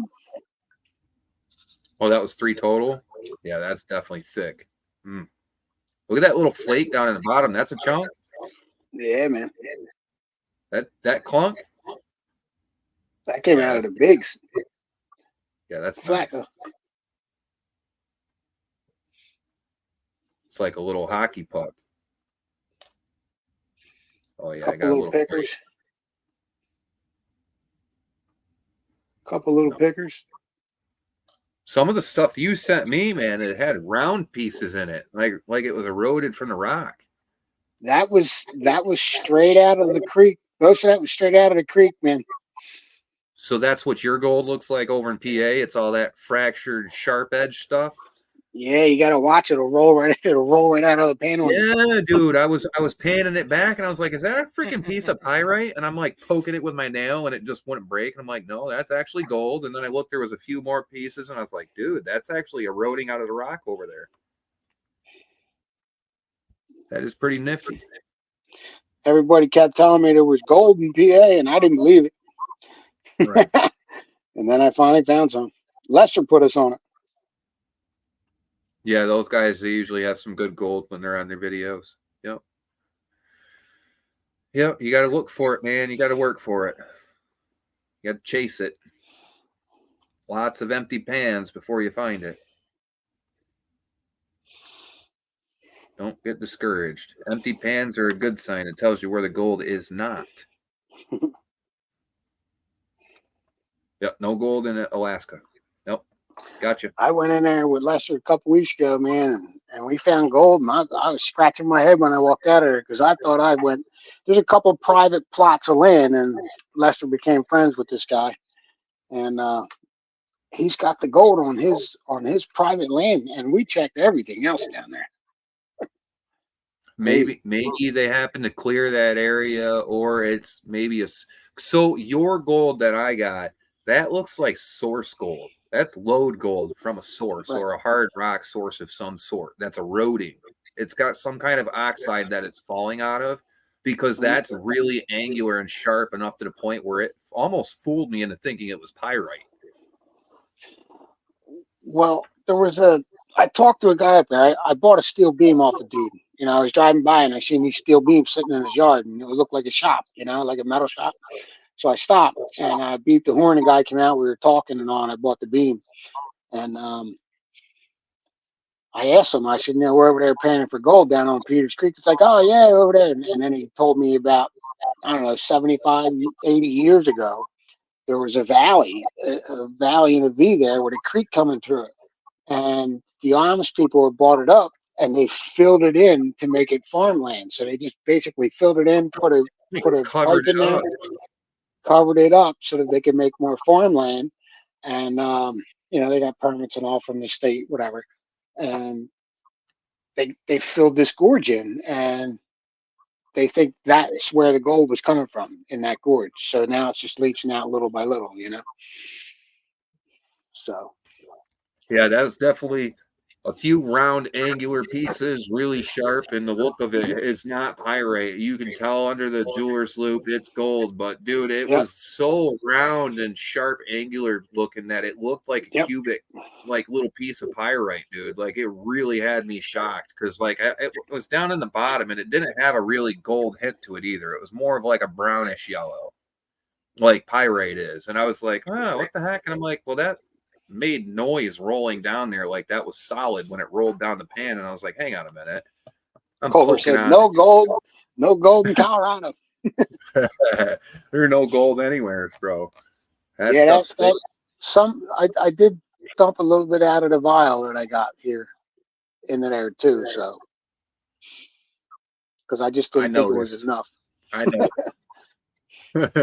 I know. It looked better. It looked better before I dropped it on the floor. Oh no. Yeah, I was like, I looked at it and I was like, there's no way all this came from PA. I was like, dude, he had to have seeded that a little bit. That's me. Telling you, I don't man, want to my buddies and stuff that win bags. I'm like, hey, I got some nice gold out of there, out of that spot me and Lester were at, man. You've got nice gold in that jar, and I can see what's the majority of the gold and what wasn't from that zone. I can tell. There's certain colors. Gold from benzo gold. Yeah, some of these pieces are just like good round pieces. I appreciate you, PA. That was super cool. We got a little more Hey, shiny brother, attitude. you won the chat prize. Yeah, yeah. Oh, it's super cool. First pay dirt bag, man. I appreciate it. I ain't gonna forget that. First one, bro.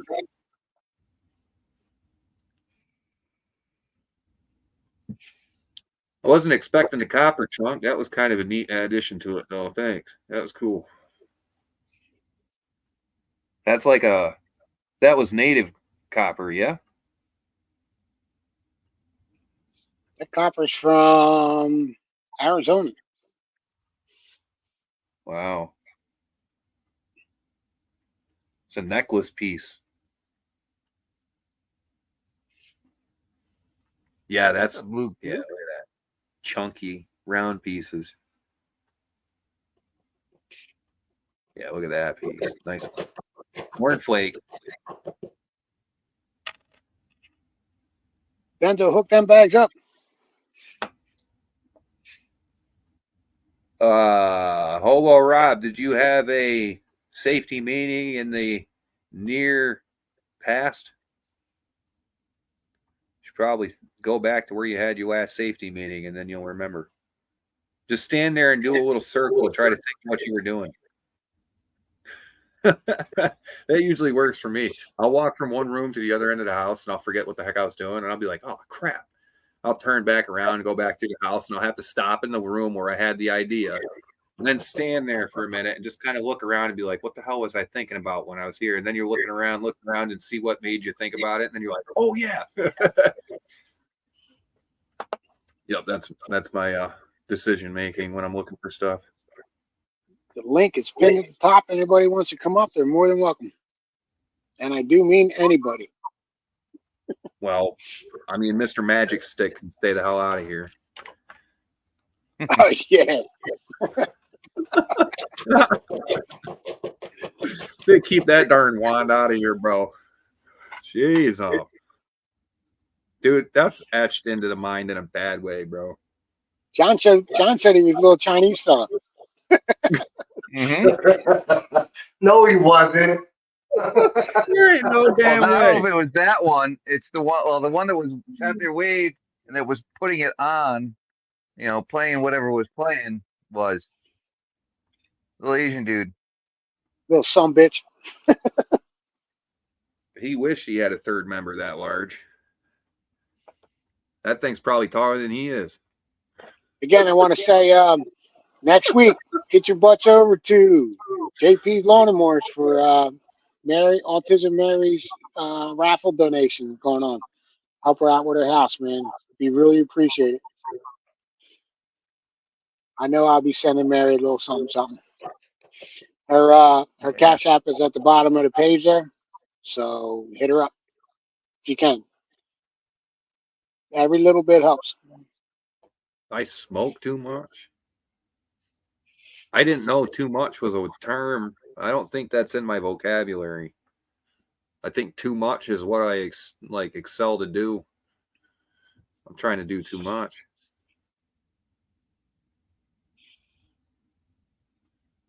Not for nutcases like us, Creed. Yeah, I was gonna say, bro, I don't even think about the smoking thing. Like, guys, if you see me and I'm in a bad mood, I'm probably sober. If I'm not talkative and I'm That's not one of like the side effects. yeah, well, no, it's actually because like back when I was younger, I never was like so the brain races too much. I have ADHD too. Brain chemical imbalances up here run too fast. So this mind works too quick for what my body can physically take in at once. So Mary when I smoke, it levels me out. Mary says, if you can't make any donations, that's okay. Just come over and have some fun.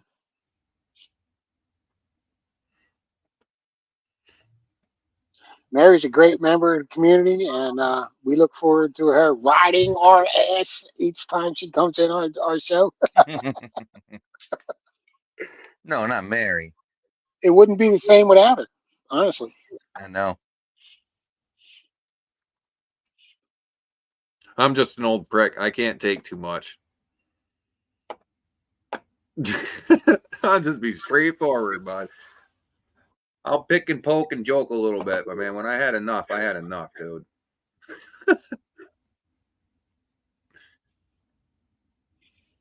Culver, let me see that sluice one more time, brother. That's badass, bro. That looks sick, dude.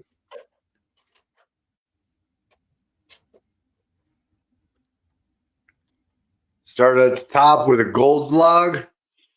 Yeah, baby. Flower Gold Wizards Water 8.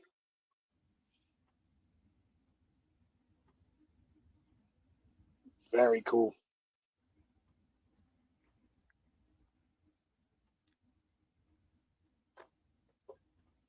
Now, if any of you guys like lifted hot rod trucks with lots of diamond plate, you know, hit up PA Patriot. He'll hook you up with the lifted mud truck of sluice boxes.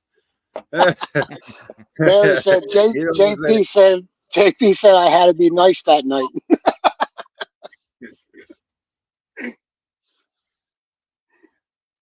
Mary's nice That to is me. cool. I can't wait to get that map, man. Oh, I picked this up the other day. I thought that was What's pretty that? dope. Is that a Culver hat? It's a Colorado hat, but hey, the C stands for Culver. That's cool. yeah. Now that I'm on big screen, better check this out too. Oh, look at that smile. Nice Yeah, shot. this guy. bunker over in the side there, yeah. Look at that thing, dude. Whoa, that's nice. Is that a freaking golden Tootsie Roll, bro? It looks like a golden Tootsie Roll, man. Not a bad piece at all. No, that's nice. Very cool. Get this to focus a little The better. way it fit, and it looks like a freaking.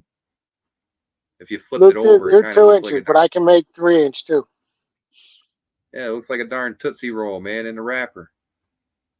Yeah, see? It almost looks like a Tootsie Roll in the wrapper. Whatever size you want the side, you can just let me know and I'll make them that way. That's got a weird texture on the back of that thing, man. It's got a crystalline structure to it. Yeah, I was gonna say I seen that on the camera, dude. Oh, I wish this freaking camera would get back. I hate how the live stream screws our image quality up. Ah. Oh, there you go. It did it for a second.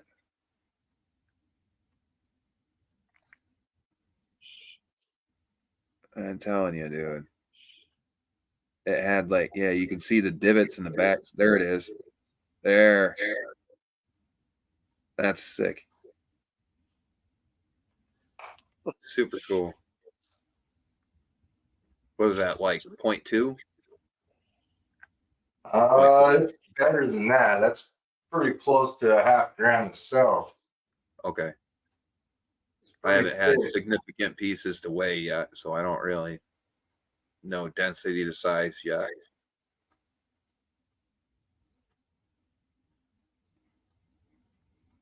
Man, I was pretty good at eyeballing the bud back in the day.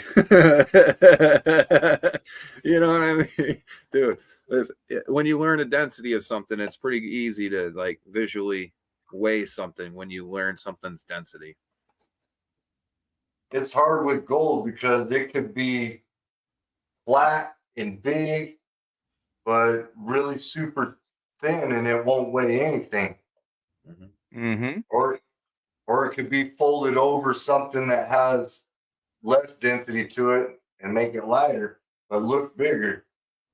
Right. Or it could be have got bubbles and stuff in it, and it could be a lot lighter. Yeah. Or you could have specimen rock on the inside of it. Yeah. Well, actually, has anybody found anything like that? A piece of gold with specimen rock on the inside of it? I got a couple pieces. Like a solid piece of gold with specimen on the inside? Yeah. Huh. It's almost looked like it was blinged out. It has quartz all throughout it, but it's a large piece. And doing a specific gravity test on it, showed that it has quartz inside of it as well. Yeah, the density doesn't match up. Yep. No shit, that's pretty cool. Luke Duke's wondering how tall those side walls are. What are they, 2 inches on the side of that sluice, dude? Yep. Inch and 3/4? 2 inch. 2 inch tall, Luke Duke. My eyeball tape measure does us justice. Just put it on camera and put it next to something, I'll tell you.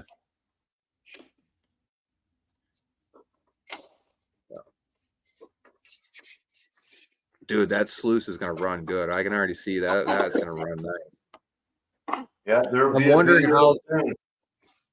I'm wondering how flow is going to be, though, because you're restricted by flow on how much those header boxes will let through. And if you've got too deep of grooves, you need to have more volume to agitate the material. I don't think it's going to be an issue, but I know those vortex mats, they like a 2-inch wall, side wall like that. They're going to want that at least 3/4 the way full for it to operate at, a reasonable level. Yeah, it's a very aggressive mat. It's going to take a lot of water, that's for sure. Yeah, you got to be able to move those pockets of dirt and stratify. The vortex mats, though, the one that PA, did you have that big? No, it was Wrench that brought that with us. So he brought the big giant vortex mat down with us when we went to New Hampshire. And that one there, if you halfway filled it with water, it did not like it. The vortex walls were so tall that it wants a lot of water to make those vortexes actually work, especially with the size of the garnets that he was filling the pockets with that was in the dirt there. It was just, if you didn't have that freaking sluice box filled to the top, it liked to lock the vortexes up because the vortexes were so darn big. Was that the dredge mat? No, the original vortex mat. Yeah, the blue one when we went to New Hampshire. Talking like this, Luke? Oh, the little flute sides like that one. I can do that. Man, anybody with a welder is a jack of most trades. That's part of that trade right there. They fix and weld everything. Guess I'll put away. Yeah. No. Tape measure says 2 inches. Oh, I'm good. They're removable. I'm just gonna a little bit. And it's straight up 8 inches on the inside.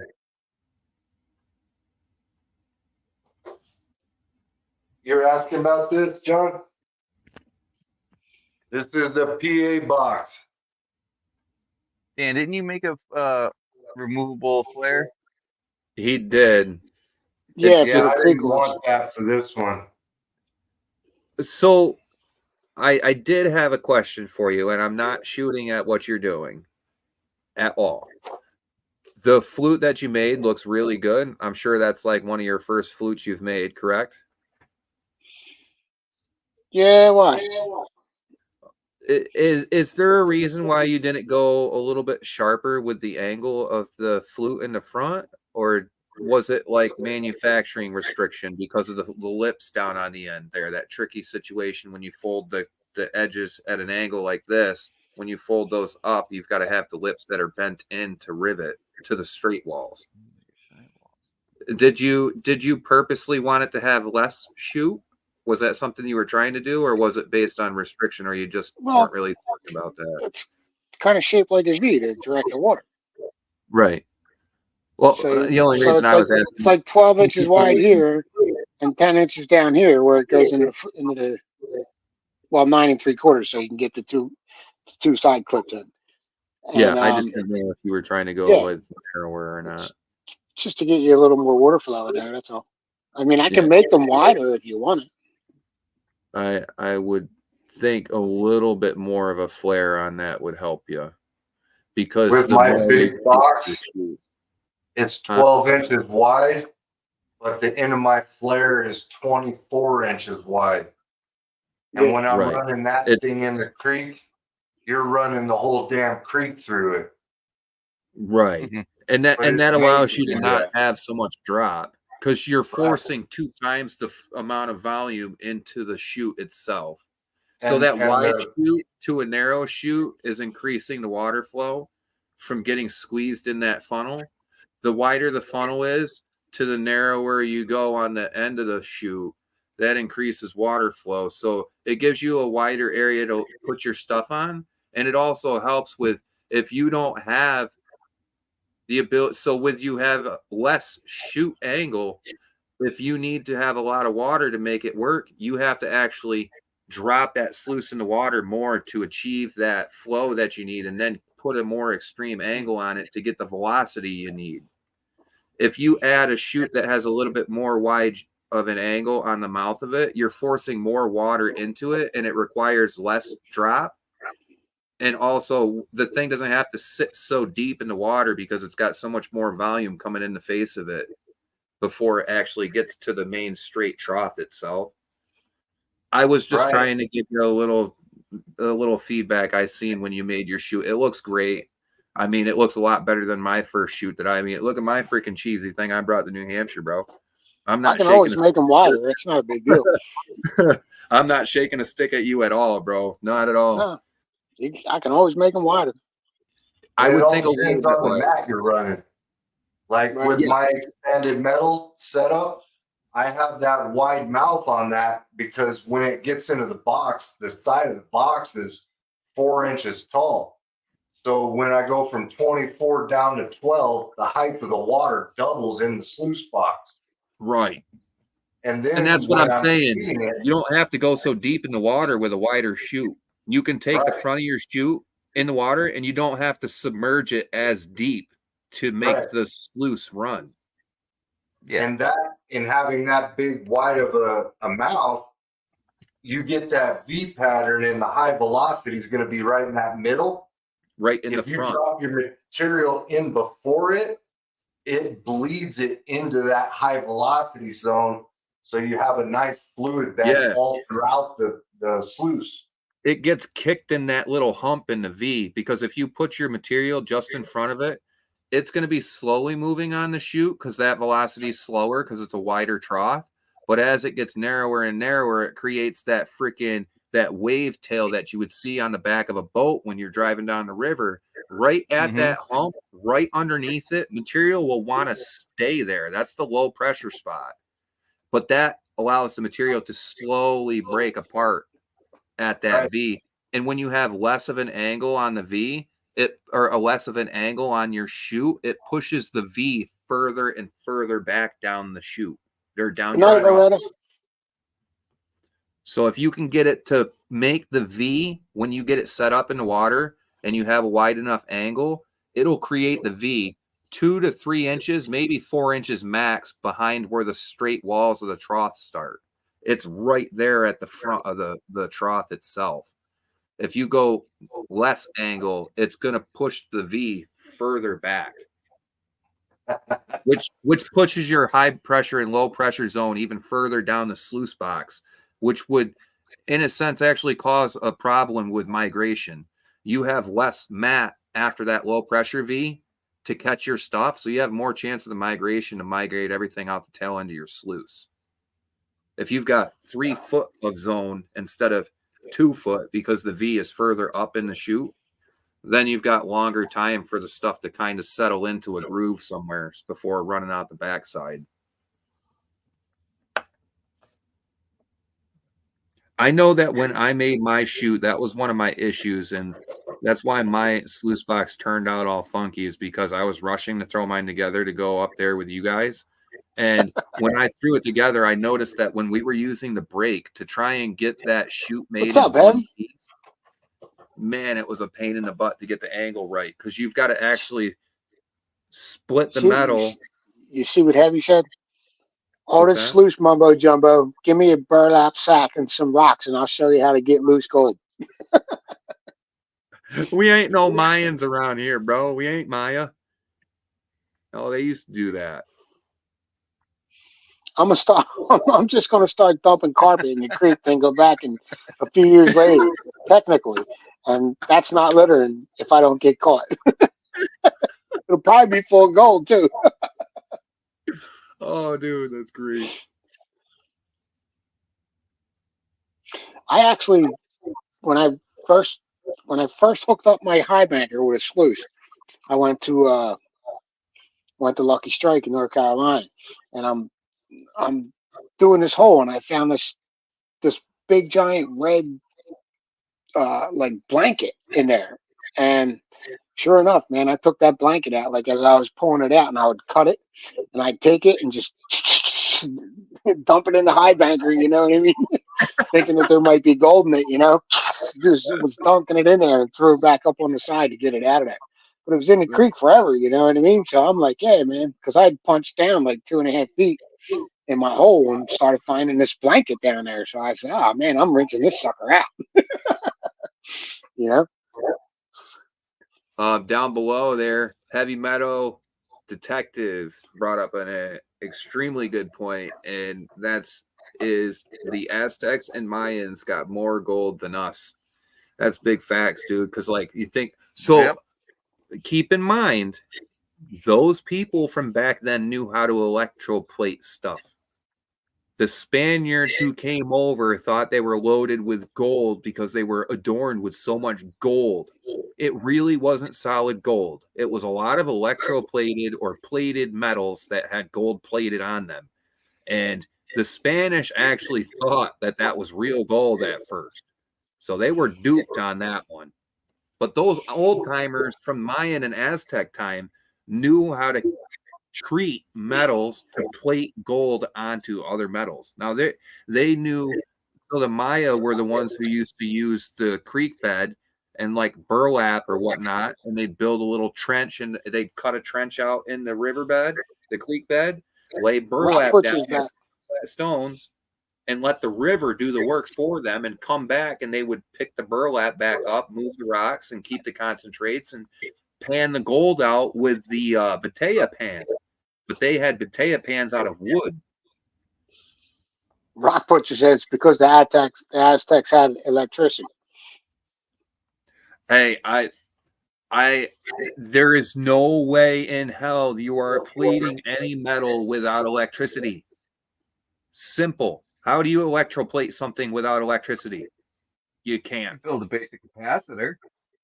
What they're doing is building some kind of primitive battery.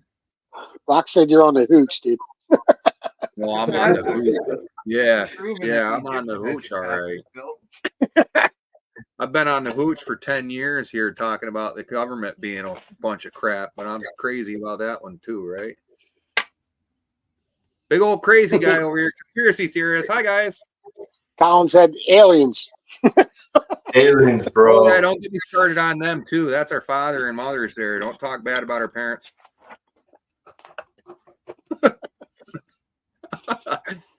Oh, dude, don't get me going. Brent, you playing that video game? I'm always playing a video game. Oh, dude. You know, you're kind of right, and I don't like to try to interrupt anybody while they're talking. But what they actually did is they figured out how malleable gold was, and they hammered it onto other metals. So they didn't really plate it like you're thinking, but they pounded it out so thin they could apply it to whatever they wanted. And that's how they did it. I never heard about that. I would have to look into that myself and look into it. Because I haven't really heard about how they did it. You can smash gold down to an atom thickness and it'd be transparent. Right. They figured out how malleable it was by beating on it and smashing it out flat into gold leaf and applying it to the stuff that they wanted to adorn. That's how they made it thick. They literally beat it on there. I'm kind of curious. I gotta look up now. I gotta look into it now, man. You got me thinking. Down a rabbit hole we go. Colin said conspiracy theories are fun. Oh yeah. Such a conspiracy when it's happening in your own country now, right? Oh, dude. All right, don't get me going, man. We're gonna lose the chat. Nah. Nah, we're gonna give that a break for a couple weeks, dude. Yeah, I'm just gonna. I think I've upset enough people for a little bit.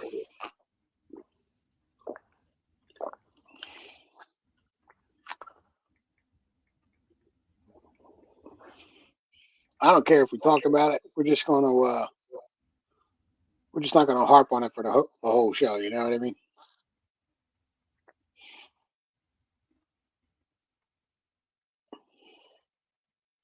Because I did notice the whole chat left out the door. Well, that just tells you what kind of people are out there. They don't want to hear the truth. It's all good. That's all right, man. You want to live under a rock your whole entire life? Go for it, man.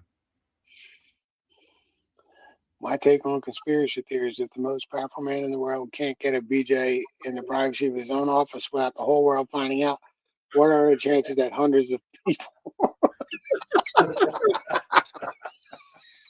Like I said, dude, don't get us. Oh, Rock. Dude. Oh, dude. Yo, it's you hardcore guys out there that get. I love you guys, man. Rock Butcher said all minerals matter.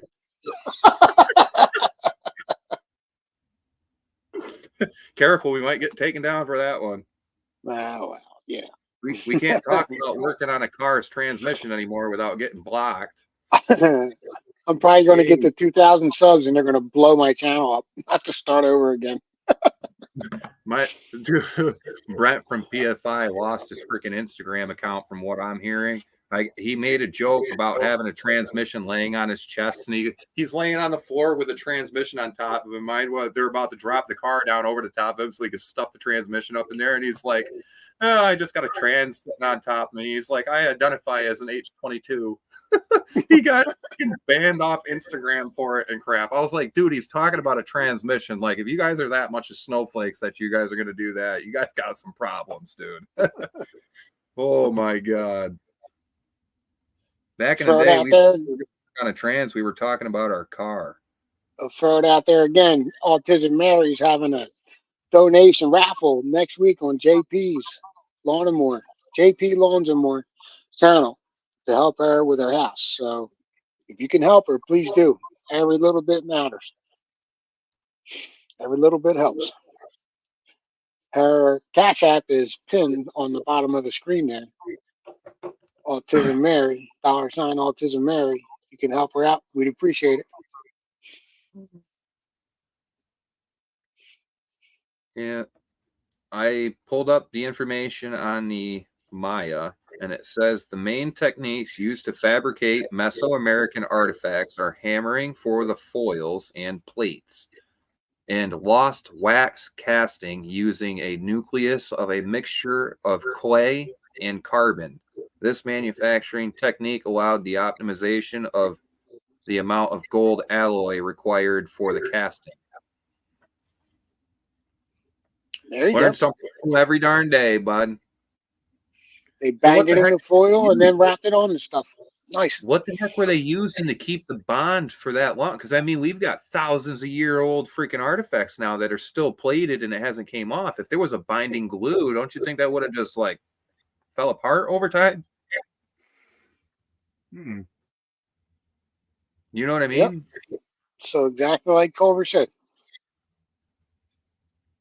Well, I'm just kind of curious if it was a glue, like how are they attaching getting the gold to stay to another metal? Wrapped it and made a seam, maybe. Wrapped it and made a seam and heated up metal and kind of welded it together to hold on there. They said lost wax casting they used as well. That's what I was curious about, because if there's electroplating involved, just hear me out. If there's electroplating involved, you're actually using electrical charge to attract the two metals and bind each other together. Now, that isn't easy to separate the two layers once they've been electroplated. It's not easy to get the two layers to break apart. It's possible if the surface wasn't clean and you had the plating on top of it, because then it affects. Pack it in clay and put it in the coals to heat it up. Okay, so that's what they were talking about, that part. They do the wax around it in the clay.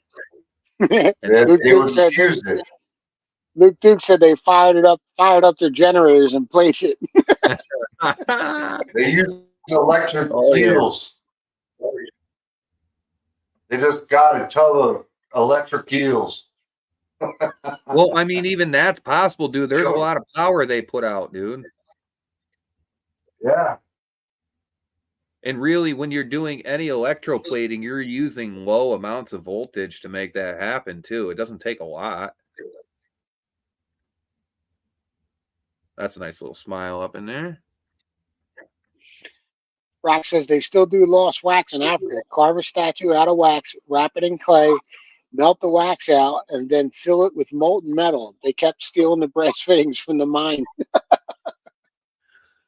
Oh, okay. So then they hammer out the foil over the top of that, and then they melt it on the part. Wait, how the heck is that?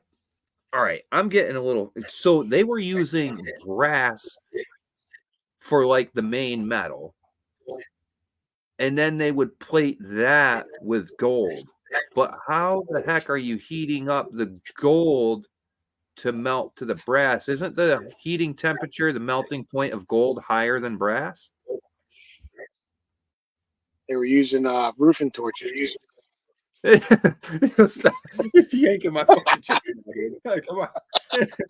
No, I'm really curious about how they did that, though. I'm kind of curious how they made that adhere. So that you can hammer gold foil onto a statue and it will stay forever. Huh. Yes, the statues were brass. So they didn't plate it at all. They were just hammering the. Wow, that is so crazy, dude. That's what I'm saying, Rob.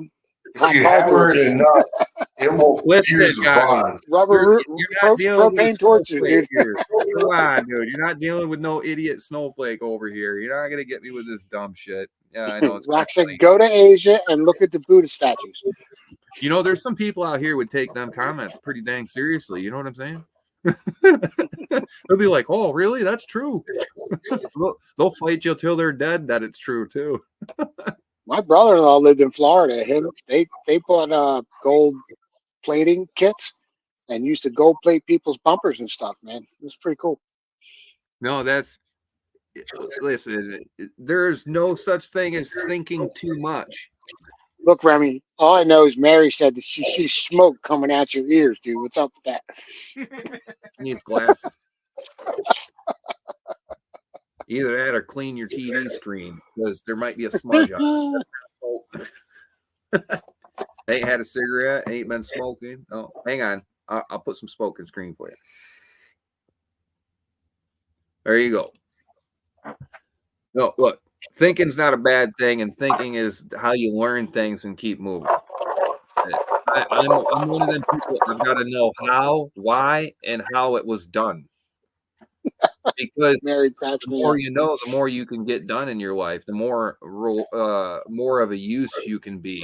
Like, really, I mean, as a guy that works a 9 to 5, going to be a resource to the community, or is he a resource to the job? He's a resource to the man because he works 9 to 5 and he knows what the job wants him to do, and that's what he bases his life around.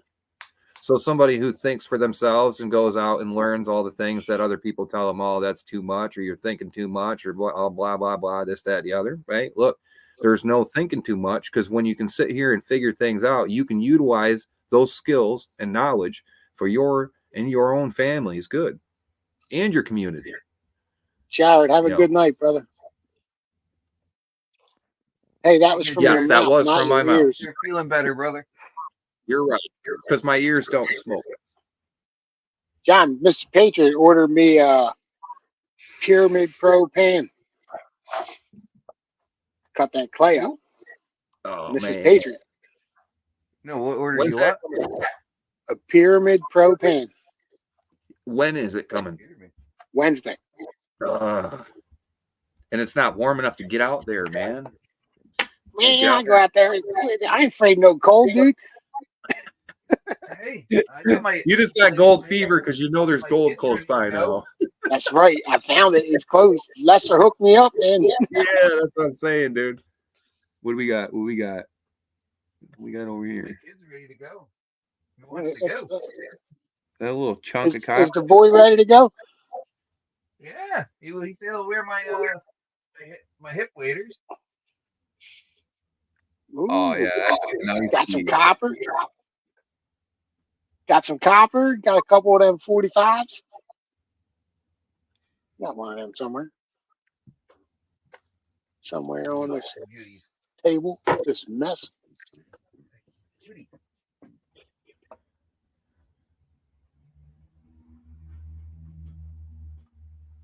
That's outlaw stuff. Bunch of goodies in that one. That one will definitely stay out though. I forgot that little chunker. That's a freaking cool piece, dude.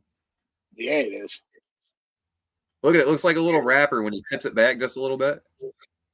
Roll your finger back towards you a little bit. There you go. You could James, you could send that to me, dude, and I'll check it and make sure it's real gold. I'm pretty sure it's real. No. The test kit's at my house. Don't listen to PA. Swamp Dog. Oh shoot. Test kit's right here. If anybody wants to come up, the link is pinned at the top. At least that piece is big enough to drop, and you'd be like, I can find this. I was pouring your stuff out. I was pouring your stuff out earlier to put it in the jar. Some of those rolling pieces bounced off and landed on the couch from the paper. I was like, holy crap, dude. I'm like, no. I'm picking it up. I'm like, dude. It's not flat stuff. Loomis Maniac's in the house. What's up, Skipper? Good to see you, bud. Howdy.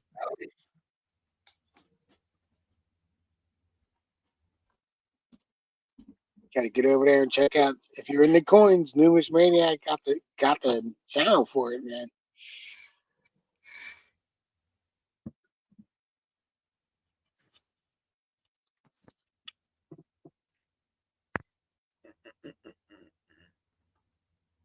Him and Coin World UK do some afternoon lives around 4 o'clock. Can always catch them over there.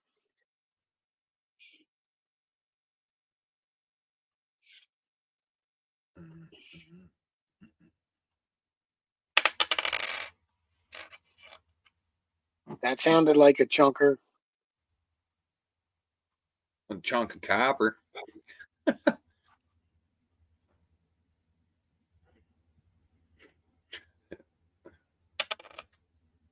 Sounds almost like a penny, bud.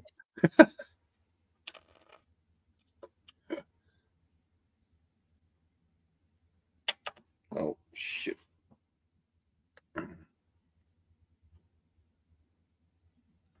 Welcome back, Kat. How are you?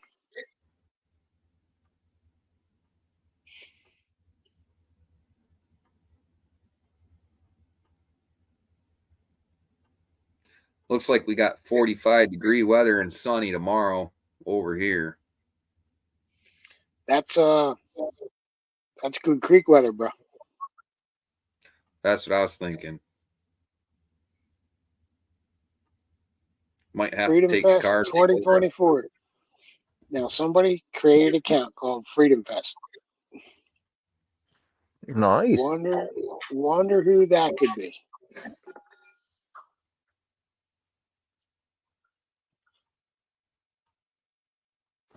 BH Customs, Brad, what's going on? Extra rad Sunday, everybody.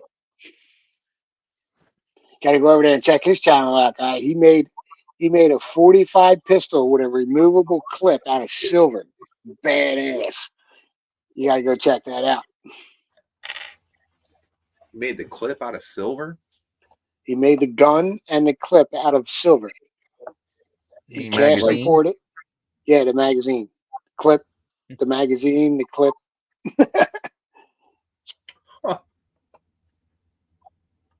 On M1. He said it's the monkey. Can't chat under his channel. I don't know why, man. I don't have you blocked, It bro. must be freaking YouTube AI must have did something to him or had a comment or something that they didn't like. And did you have any issues with that, dude? You tried commenting and YouTube tried to take it down or something?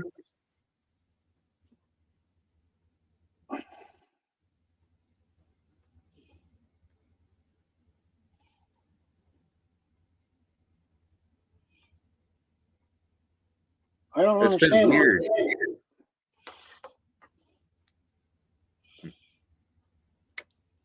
I don't know. I mean, I got a couple people blocked, but they threatened me, man. So I had to block them. You know. Yeah. And you're not on the list there, Mr. Monkey. It's easy to make threats from behind a damn TV screen. Keyboard warriors, bud. Oh, I got email barraged and all, man. Like, it was crazy. I called the police. I mean, what the hell else are you supposed to do? You know what I mean? If you don't report it, then you get in trouble if something happens and you have to fucking protect yourself. And then you're held responsible because there was no darn freaking report made. I mean, I checked on here on my tablet, and it's the same account, and I don't have anybody blocked. But I can check my phone later. I don't think I have you blocked. Why would I block you? I have no reason to. Huh. Beep. Oh man. Try and figure it out. Try and figure it out after I get off the stream, and I'll let you know, brother. I'll send you an email. I just had something like that happen on Facebook too. I tried posting a comment to Mass Traction, and it would not let me post it. There was nothing wrong with the comment. Like him and I had been talking. I don't know if maybe it's just like because I had an issue with my Facebook where I went through and started sharing links to my videos through Messenger, right? I'm just copying my link and pasting it to all my peeps and stuff to make sure they can come over. And I got locked out of my own Messenger for that. Just from being too active on my page. They took it as if I was spam or something, and they restrict you from being too active. Like if I'm proactive about my channel and I'm posting to everybody that I can, they take it as if I'm spamming everybody or something, and they literally will freeze your account. I wasn't able to message anybody, but I was able to see what they were saying to me. It limited my amount of messages for a 24-hour period. So it's basically, hey, we want you to do good, but if you're working too hard, screw you. We're going to lock you out. Or somebody reported you. Hey, I remember this. Skipper, oh, yeah, that's what I wave, Skip. Give us a wave, brother. I have a feeling somebody reported me, and it was one of the last few that had looked at it and never replied to me. So I'm pretty sure somebody had a problem. Well, hello, you warm Southerners, you. What's up? Bloody cold has come back. What is up, Skipper? How you been, bud? Well, let's just say that with all this cold weather, I'm well preserved. Looks a little cold up there, brother. Cold? We got a storm cell that's coming through that's 3 times the size of Texas. It's ridiculous. Wow. Yeah, we got a lot of snow falling outside right now. Skipper's over in Edmonton. In Edmonton. Mm-hmm. How much are you paying those guys in the background to stay still? Well, no, they're my props. Oh, all right. They're frozen in place, I'm afraid. Yeah, it's that cold, huh? Yeah. It's weather like this, I have to park my car in the garage. That's it. It does, and it'll stay there until it warms up. Oh, I had to ask. I wasn't sure if that was really a background. I was like peering at it, looking like, is that really like? Oh, heck, yeah, that's crazy. that's down in Horlack Park. That's crazy stuff down there. Yeah, looks cold. What's the temperature up there, Skip? Oh, it's balmy. I think it's in Fahrenheit. Oh, maybe 10, but it's dropping. Wow. Right, too bad.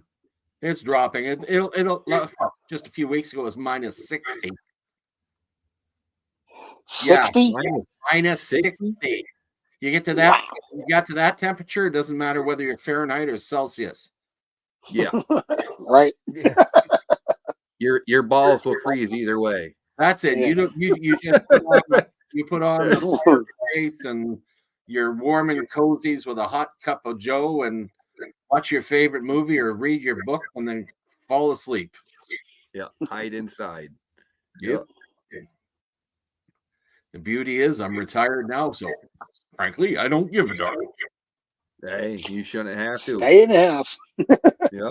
Yep. As long as I don't cross my wife, I'm fine.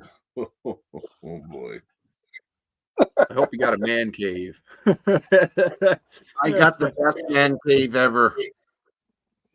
But I also had to give a woman's it's not a cave. She's actually up in the sunlight. She's got the whole upper level, beautiful deck with all her computer stuff, and that's her space, and I have my space downstairs. Yeah, that works. Oh yeah. And there's nothing worse cool disrupting someone's routine. Oh, look at this. Wait a minute. That looks like gravy. Wow. We was planning some goalie out, Skip. Where in the world? What is this, like real time, or is this just a video from before? No, this is my pan right now. Get out of here. Yeah. Benzo Gold. Benzo Gold. Well, you definitely weren't crushing Galena to get that out of there.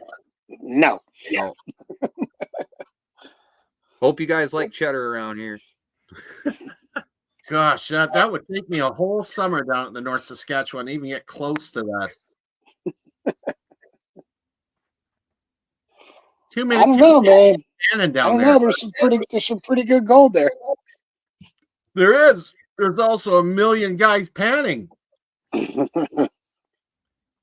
Everywhere you look, hard to chase anything. Hands and holy mackerel, Andy. You gotta get the high banker out. Yep. I want to creep over to BC and hit some of those rivers there. Right. Be over there with Rusted Pioneering and 403 Prospector. They'll take you out. Well, I've been thinking about heading down towards Beaverdell, the Kettle River. It's a bit in the back. It's an old ghost town, mining town out there. And the Kettle River is just a nice, quiet place where you can get your quad in there and you can do a little bit of panning and enjoy yourself a nice pint of Guinness or whatever while you're sitting back relaxing, and then work your butt off and try to keep from falling in the water, which I frequently after a couple of pints. After a couple pints, you might be falling in the water a little more. Oh, you would not believe, boy. I miss the days when I could bend. I'm waiting for a hip replacement. There's nothing worse than seeing a guy metal detecting with a walker. It just doesn't work. I have one of them at 44, Skip. Wow. Total replacement. Oh, I can't wait. Yeah, I'm an Yo, absolute. Juice. What's that? I was just talking to Juice. Can you dig it metal detecting? Stopped in the house. Guys, we got a celebrity in the house. Juice is here. Oh, cool.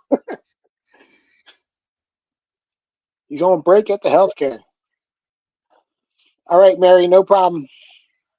Have a good night, Mary.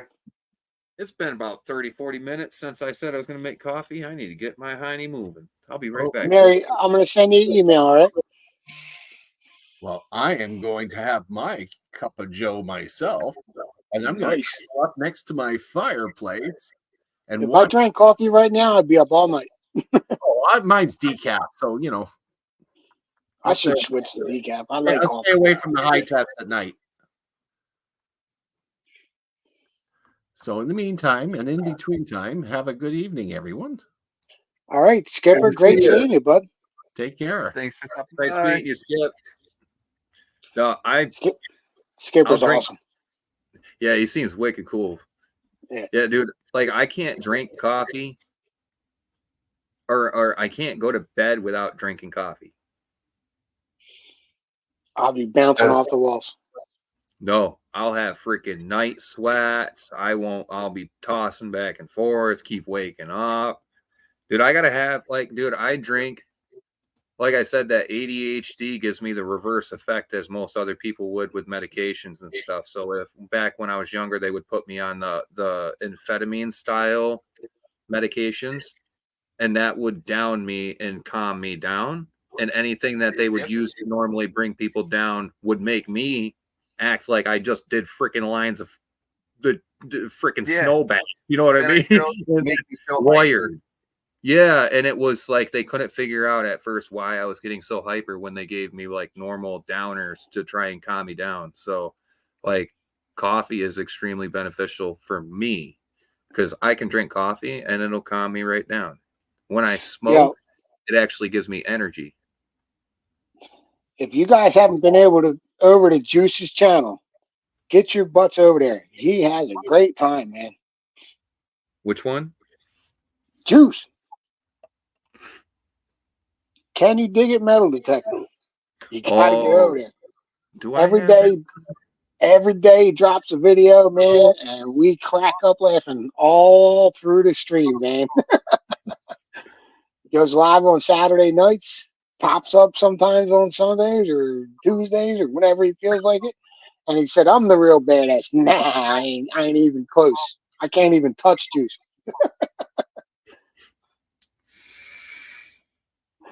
Juice is the man. He metal detects every day, makes a video. You got to check him out. I tried that. Our freaking metal detector ain't the greatest. Dude, I've been in some areas with that metal detector too. And like, maybe it's just the era of land I'm looking at because like, I don't know how to, like the time zone of the area I was metal detecting, like the zone that I was detecting, the time when that was being messed with by humans. I think that area was freaking back before a lot of metal stuff was around because where I went around these property, you know how like the colonists used to use the stone walls to get all their little zones done out back when the colonies were here? You remember how you see those stone walls out there? Well, they used to border out zones with those. And this area that I went to was made prior to Vermont being a colony or a state. So it was actually still in the area that was either New York Colony or New Hampshire. Like Vermont wasn't thought of yet. I think it was New Hampshire. But this land that I go metal detecting down there, we don't get hits for nothing, dude. I have went miles down this fence line and I don't find a single stitch of nothing these guys have dropped. Not a single coin, not a single freaking nail, nothing. It's deader than dead out there. And I don't know why. John, you want to learn your metal detector? Watch Juice's channel, bro. He got me out there getting a metal detector and going detecting. Nice. I just subscribed to him. He just got an X-Terra Pro, Juice. I got a nice bucket of trash. Found some bullets and brass, you know. You got to get rid of the trash before you can get to the treasure, bro. But all the places I found the trash was newer newer construction era, newer time, later in history. It's just Right. too far It's in your, late in history. it's in your way, man, to get to the good stuff. You got to get that out the way so you can find the good stuff. Man, it was so weird over at that farm down in New York, man, in the Salem Shushan area over there. That farm, those old stone fences, I can't find a darn thing around them. Like I'm serious, bro. There's a lot of fence we covered, and there's not a single stitch of anything metal that we found out there, other than like just some hot rocks that are showing up that might have iron in them.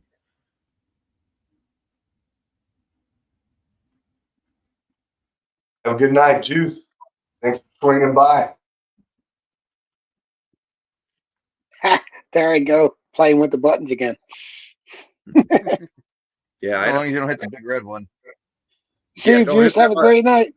A premature end.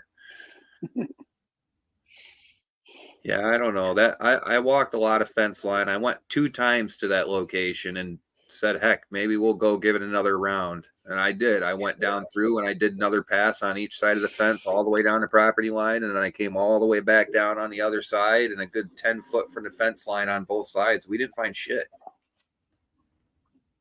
It's such a big zone and it was active in farming back in the day. I'm surprised there's nothing there. It all depends on the machine too. That's what I was how you thinking. got it tuned and all that stuff. Ours doesn't have different tones to differentiate what frequency it's sending back to you. So it's kind of hard to determine what it is. It's pretty much dig it all.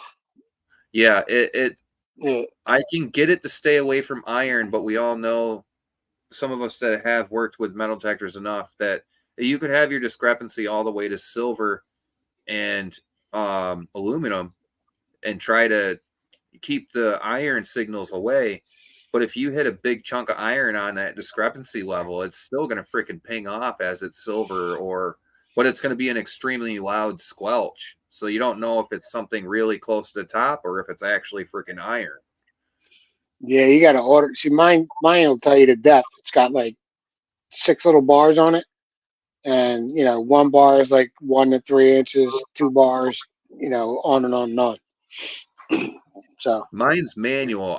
So what I do with mine to figure out how deep the item is down below, I've took the detector, and before we go out, I'll set a penny on the ground and I'll set a quarter on the ground and a nickel on the ground, spaced apart on a dead zone. And I will try and hear what it is. I will hold the detector up and go over it and come to it close until I hear the tone start. And then I remember how far that distance is. And when I'm detecting the ground, when it's on the ground and I'm detecting doing my sweeps, when I find something, I'll zone out where it is. I know where my little invisible square where it's sitting, and then I'll sweep and move up until the tone goes away. And that gives me kind of an idea, knowing how far my thing will pick stuff up, how much I'm off the ground when the tone disappears. I can add the rest of that distance to it and give me an idea about how deep that item is. Herman Orquiz is in the house. Howdy.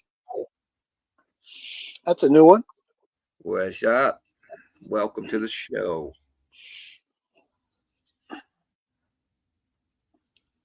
We hanging out, shooting the shit. We were doing some gold panning earlier. How you doing, Herman?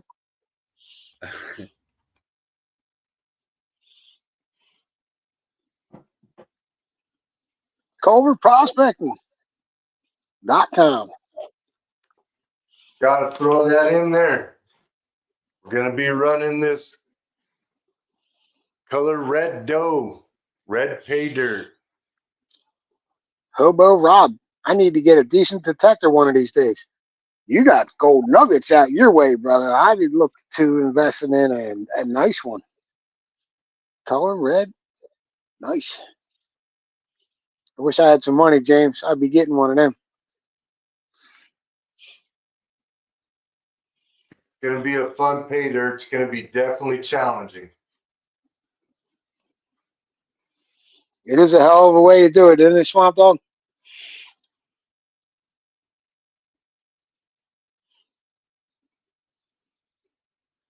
Nice. Herman does silver pours and he does sand casting. Cool, man. Nice.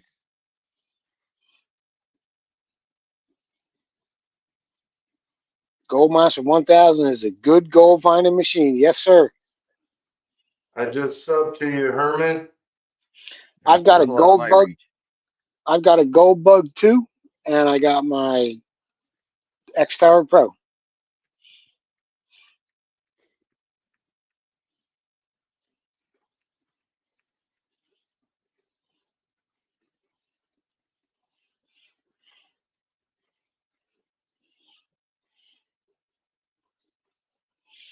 Yeah, Rob got all them nice places out there in Cali, I think.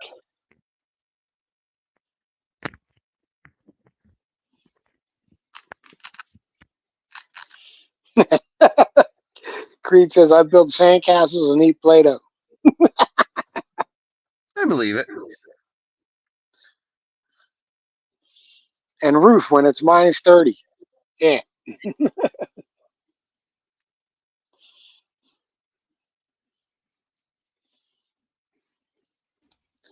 Yeah, if I was out your way, Rob, I'd definitely have me a nugget finding machine.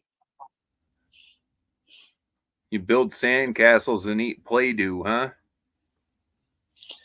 Play-Doh. Play-Doh. It looks like it says Play-Doh to me. Yeah, he typed in Play-Doh. Yep. Yeah, he did. My bad. You probably shouldn't play with your do. Other people frown on that type of activity. Little Rob goes better than boogers. I don't know about that. Oh, man. Crunchy. Oh, dude. I've been hearing about those Gold Monster 1000s. There was another one that's like a $300 unit. It's like a pretty decent starter unit I've been hearing about. It's like green. It's like a dark green body. I can't remember the darn name of it. It's like $300 unit. It has multiple tones for different frequencies signals that you get back. So it'll give you a different tone, a different squelch tone for the different tones it's sending back to you. But that seemed like that was something I was interested in. About $300 to start. That's about the Xterra Pro. I don't know about Creed green. from the last year. Creed said Gold Monster 1000 is for sandy areas. Look at the box. It's in Arabic or something. I did hear Jeff Williams talking a little. Hang on a minute. I don't want to say I did. I can't remember if it was or not, but I think Jeff Williams or somebody else was talking about that. There's a few things with the Gold Monster 1000 that's a little could be a little bit better. Yeah, I was watching Jeff Williams when I first got into gold mining, and I ran out and bought a gold bug 2. And now I can't even use it around here. It's no gold nuggets. Yeah, I took my vial of gold that had at least half a gram of gold in there, and I put it underneath the unit that we had. And the only way that it would pick up even a half gram of gold is touching the freaking coil with the discrepancy. Set the golden iron, your sensitivity all the way up, and you had to take the freaking vial of gold and literally put it right on the freaking coil for it to go off. Mm-hmm. Junk.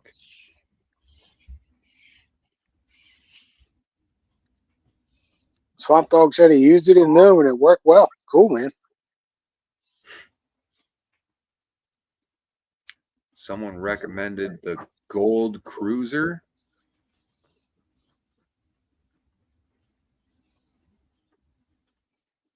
Swamp Dog said he used the Gold Monster 1000 in Nome. Worked well for him. I so want to go to noon, man.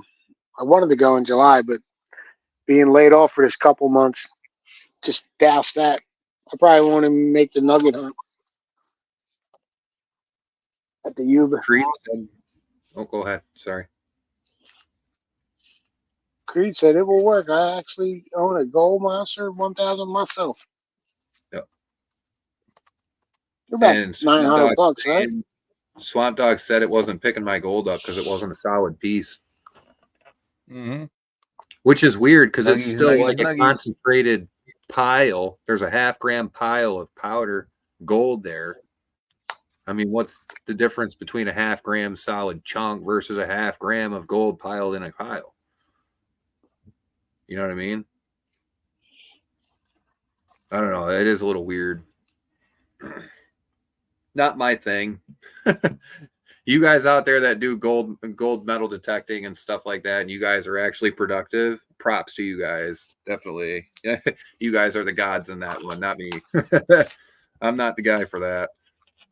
I'll go out and fart around with it a little bit, you know what I mean? But I haven't been taught enough or really have to want to do that so much. It's neat to go find stuff. I'm sure if you get put in some pretty tasty ground with some good pickings, it'll turn you into an addict about it. But now that I got some nuggets, I should bury them in the backyard and use the gold monster. The thing is, I would just it's put it gonna on be the buried grass for a and little you bit can of time. find it. The gold bug too. How that works. I'm going to put it in like a Ziploc bag and have it just to hear how it reacts. You know what I mean? And Swamp Dog was saying it's the density itself of the powder versus a piece. But dude, what was that one that Vogus is using? Is that the gold bug? I think he's got a mine lab. Yeah, he's got a gold monster, and I'm sure he's got some of them other ones that are like $5,000. It's the $10,000. freaking oval, the white oval head. The big head. The oval, the oval fucking white one there. Yeah, that coil. Those metal detectors they use out in Australia can run from anywhere from $4,000 to $10,000 to $16,000. You know what I mean? But they get them where they go 3 feet deep because they're looking for gold reefs. You know what I mean? Swamp Dog said the 1000 will find small pickers 6+ inches down. Well, what's your definition of a picker though? Like how big? Because I've seen Chris from was getting 0.1, 0.2 of a gram chunks that his Mine Labs was picking up. But those little 0.1, 0.2 of a gram, he had to be almost on top of it. And that's why he does his certain cleaning methods on the ground. He'll do the top zone and literally just scrape the top scraping off, check the pile that he just moved, and then go over the whole zone. And then repeat that process until he's down. But he's finding little freaking pieces like this with his Mine Labs one. But he has to be on top of it. Heavy just said I picked up a 0.10 piece at 6 inches. I was testing in the creek. He had it in a baggie. Huh. With the with the gold monster 1000. The freaking live chat just freaking went nuts over everybody talking about this Mine Labs machine. 1000 will find small pickers 6+ inches down.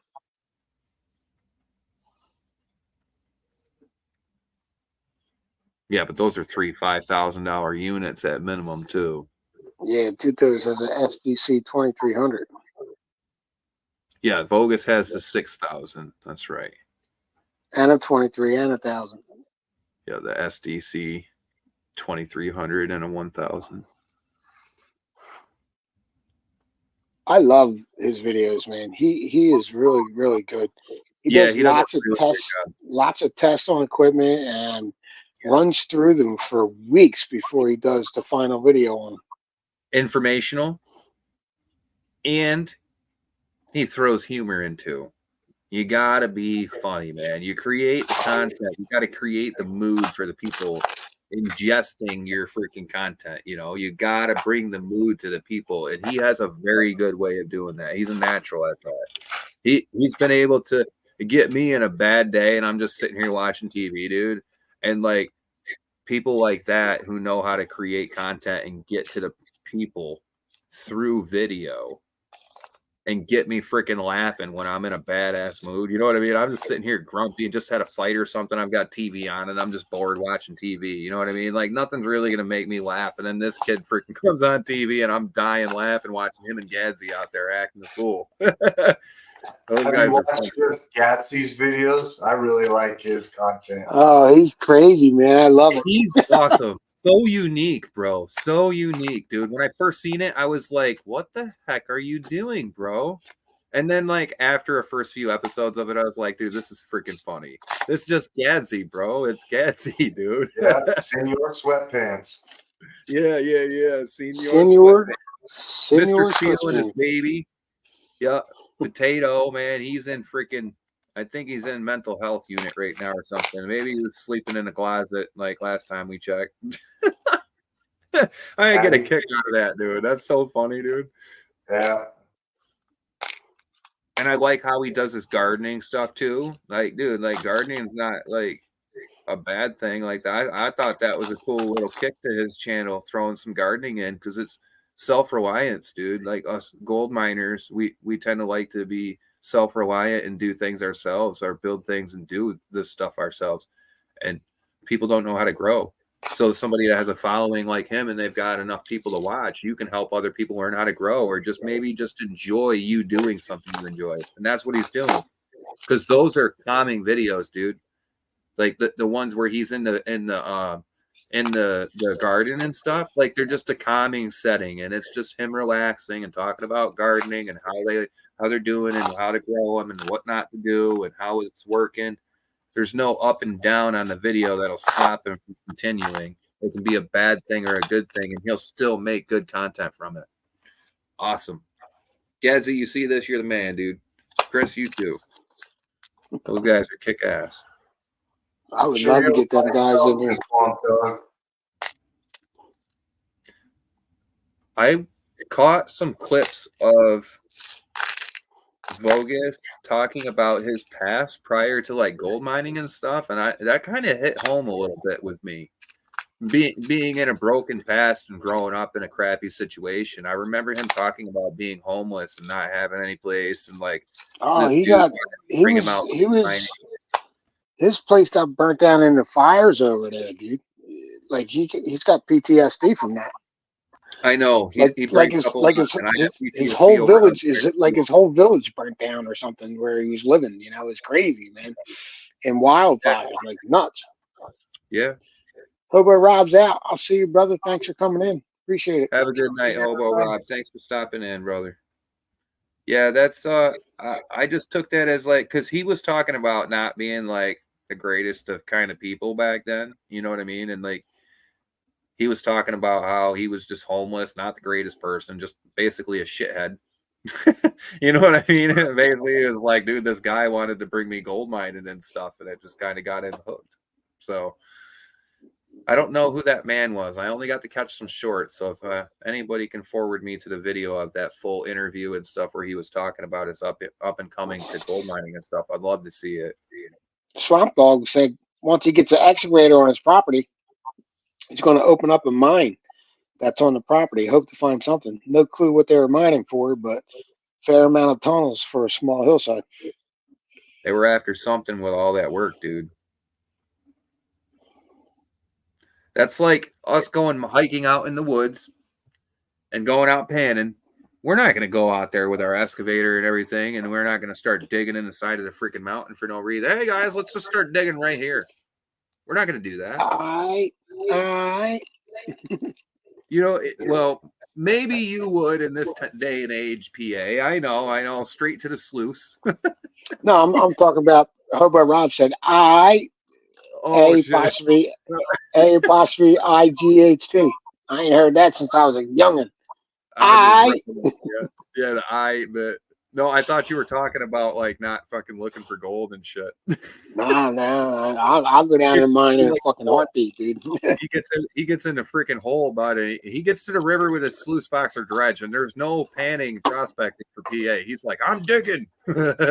I wanted to get in John's mine, man, and I didn't get a chance to before he passed away, so I was pretty bummed. Still bummed about John passing away. I can't wait to do an up north trip. It's gonna be fun. Like to go see your place too. Sounds like you got a pretty cool spread. Yeah, I want to come check out your place, dude, out in Colorado. There's plenty of places to go. Just right out my door too.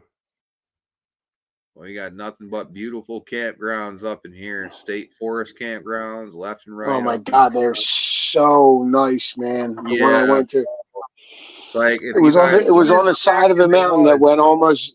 It was on the side of a mountain that went almost straight up. Beautiful.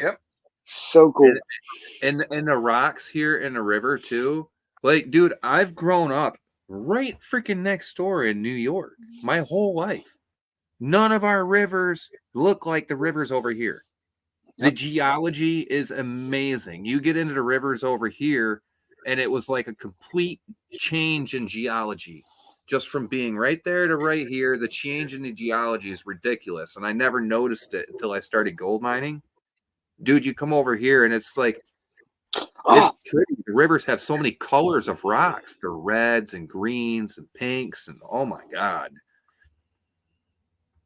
Damn it. What? I had a bid going on eBay and somebody outbid me and I wanted to get him at the last second. I lost. Missed you tonight. What a loser. It was at 9:23. I was in the middle of this. I forgot about it. Oh, dude. That sucks. I was gonna jump off and jump on. And I just got the notification. You didn't get Well, it wasn't a Lamborghini. It wasn't anything really expensive, right? It was a Gold Hog flow pan for $25. And I was going to modify it. I'm gonna check on out of here. Yeah, we're gonna wrap this up. It's 11:30. So, yeah, I was gonna say I gotta make some more merchandise. I got some shirts to make. Colorado bags coming out soon. That's it. Get over to Covert Prospecting. CovertProspecting.com. Drop that link again there, James. Get that red doughboy. Drop that link again, James. Yeah, I got you. I'm jump down chat. All right, buddy. Thanks for coming out. That doughboy fresh. Get that dough.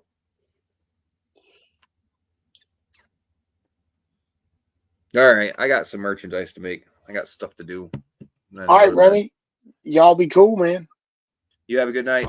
Thanks for having me, Dan. I appreciate you, bro. Thanks for that awesome Patriot bag. I appreciate that too. That was cool. Thanks. You want it fair and square, bro. You still put in work for it, man. Thank you. I appreciate it. Yep. Y'all have a good night. Wrench, he's gone. Tell him I said night. Bye, y'all. Right. Yep. Rocky Mountain. Swamp Dog hanging out. Rob hanging out. Heavy Meadow hanging out. Appreciate you guys coming in. JP came in here tonight. Creed was up in here. Herman or Quiz or I hope I'm not butchering that too bad. Herman or Quiz. Juice came in from Can Do Metal Detective.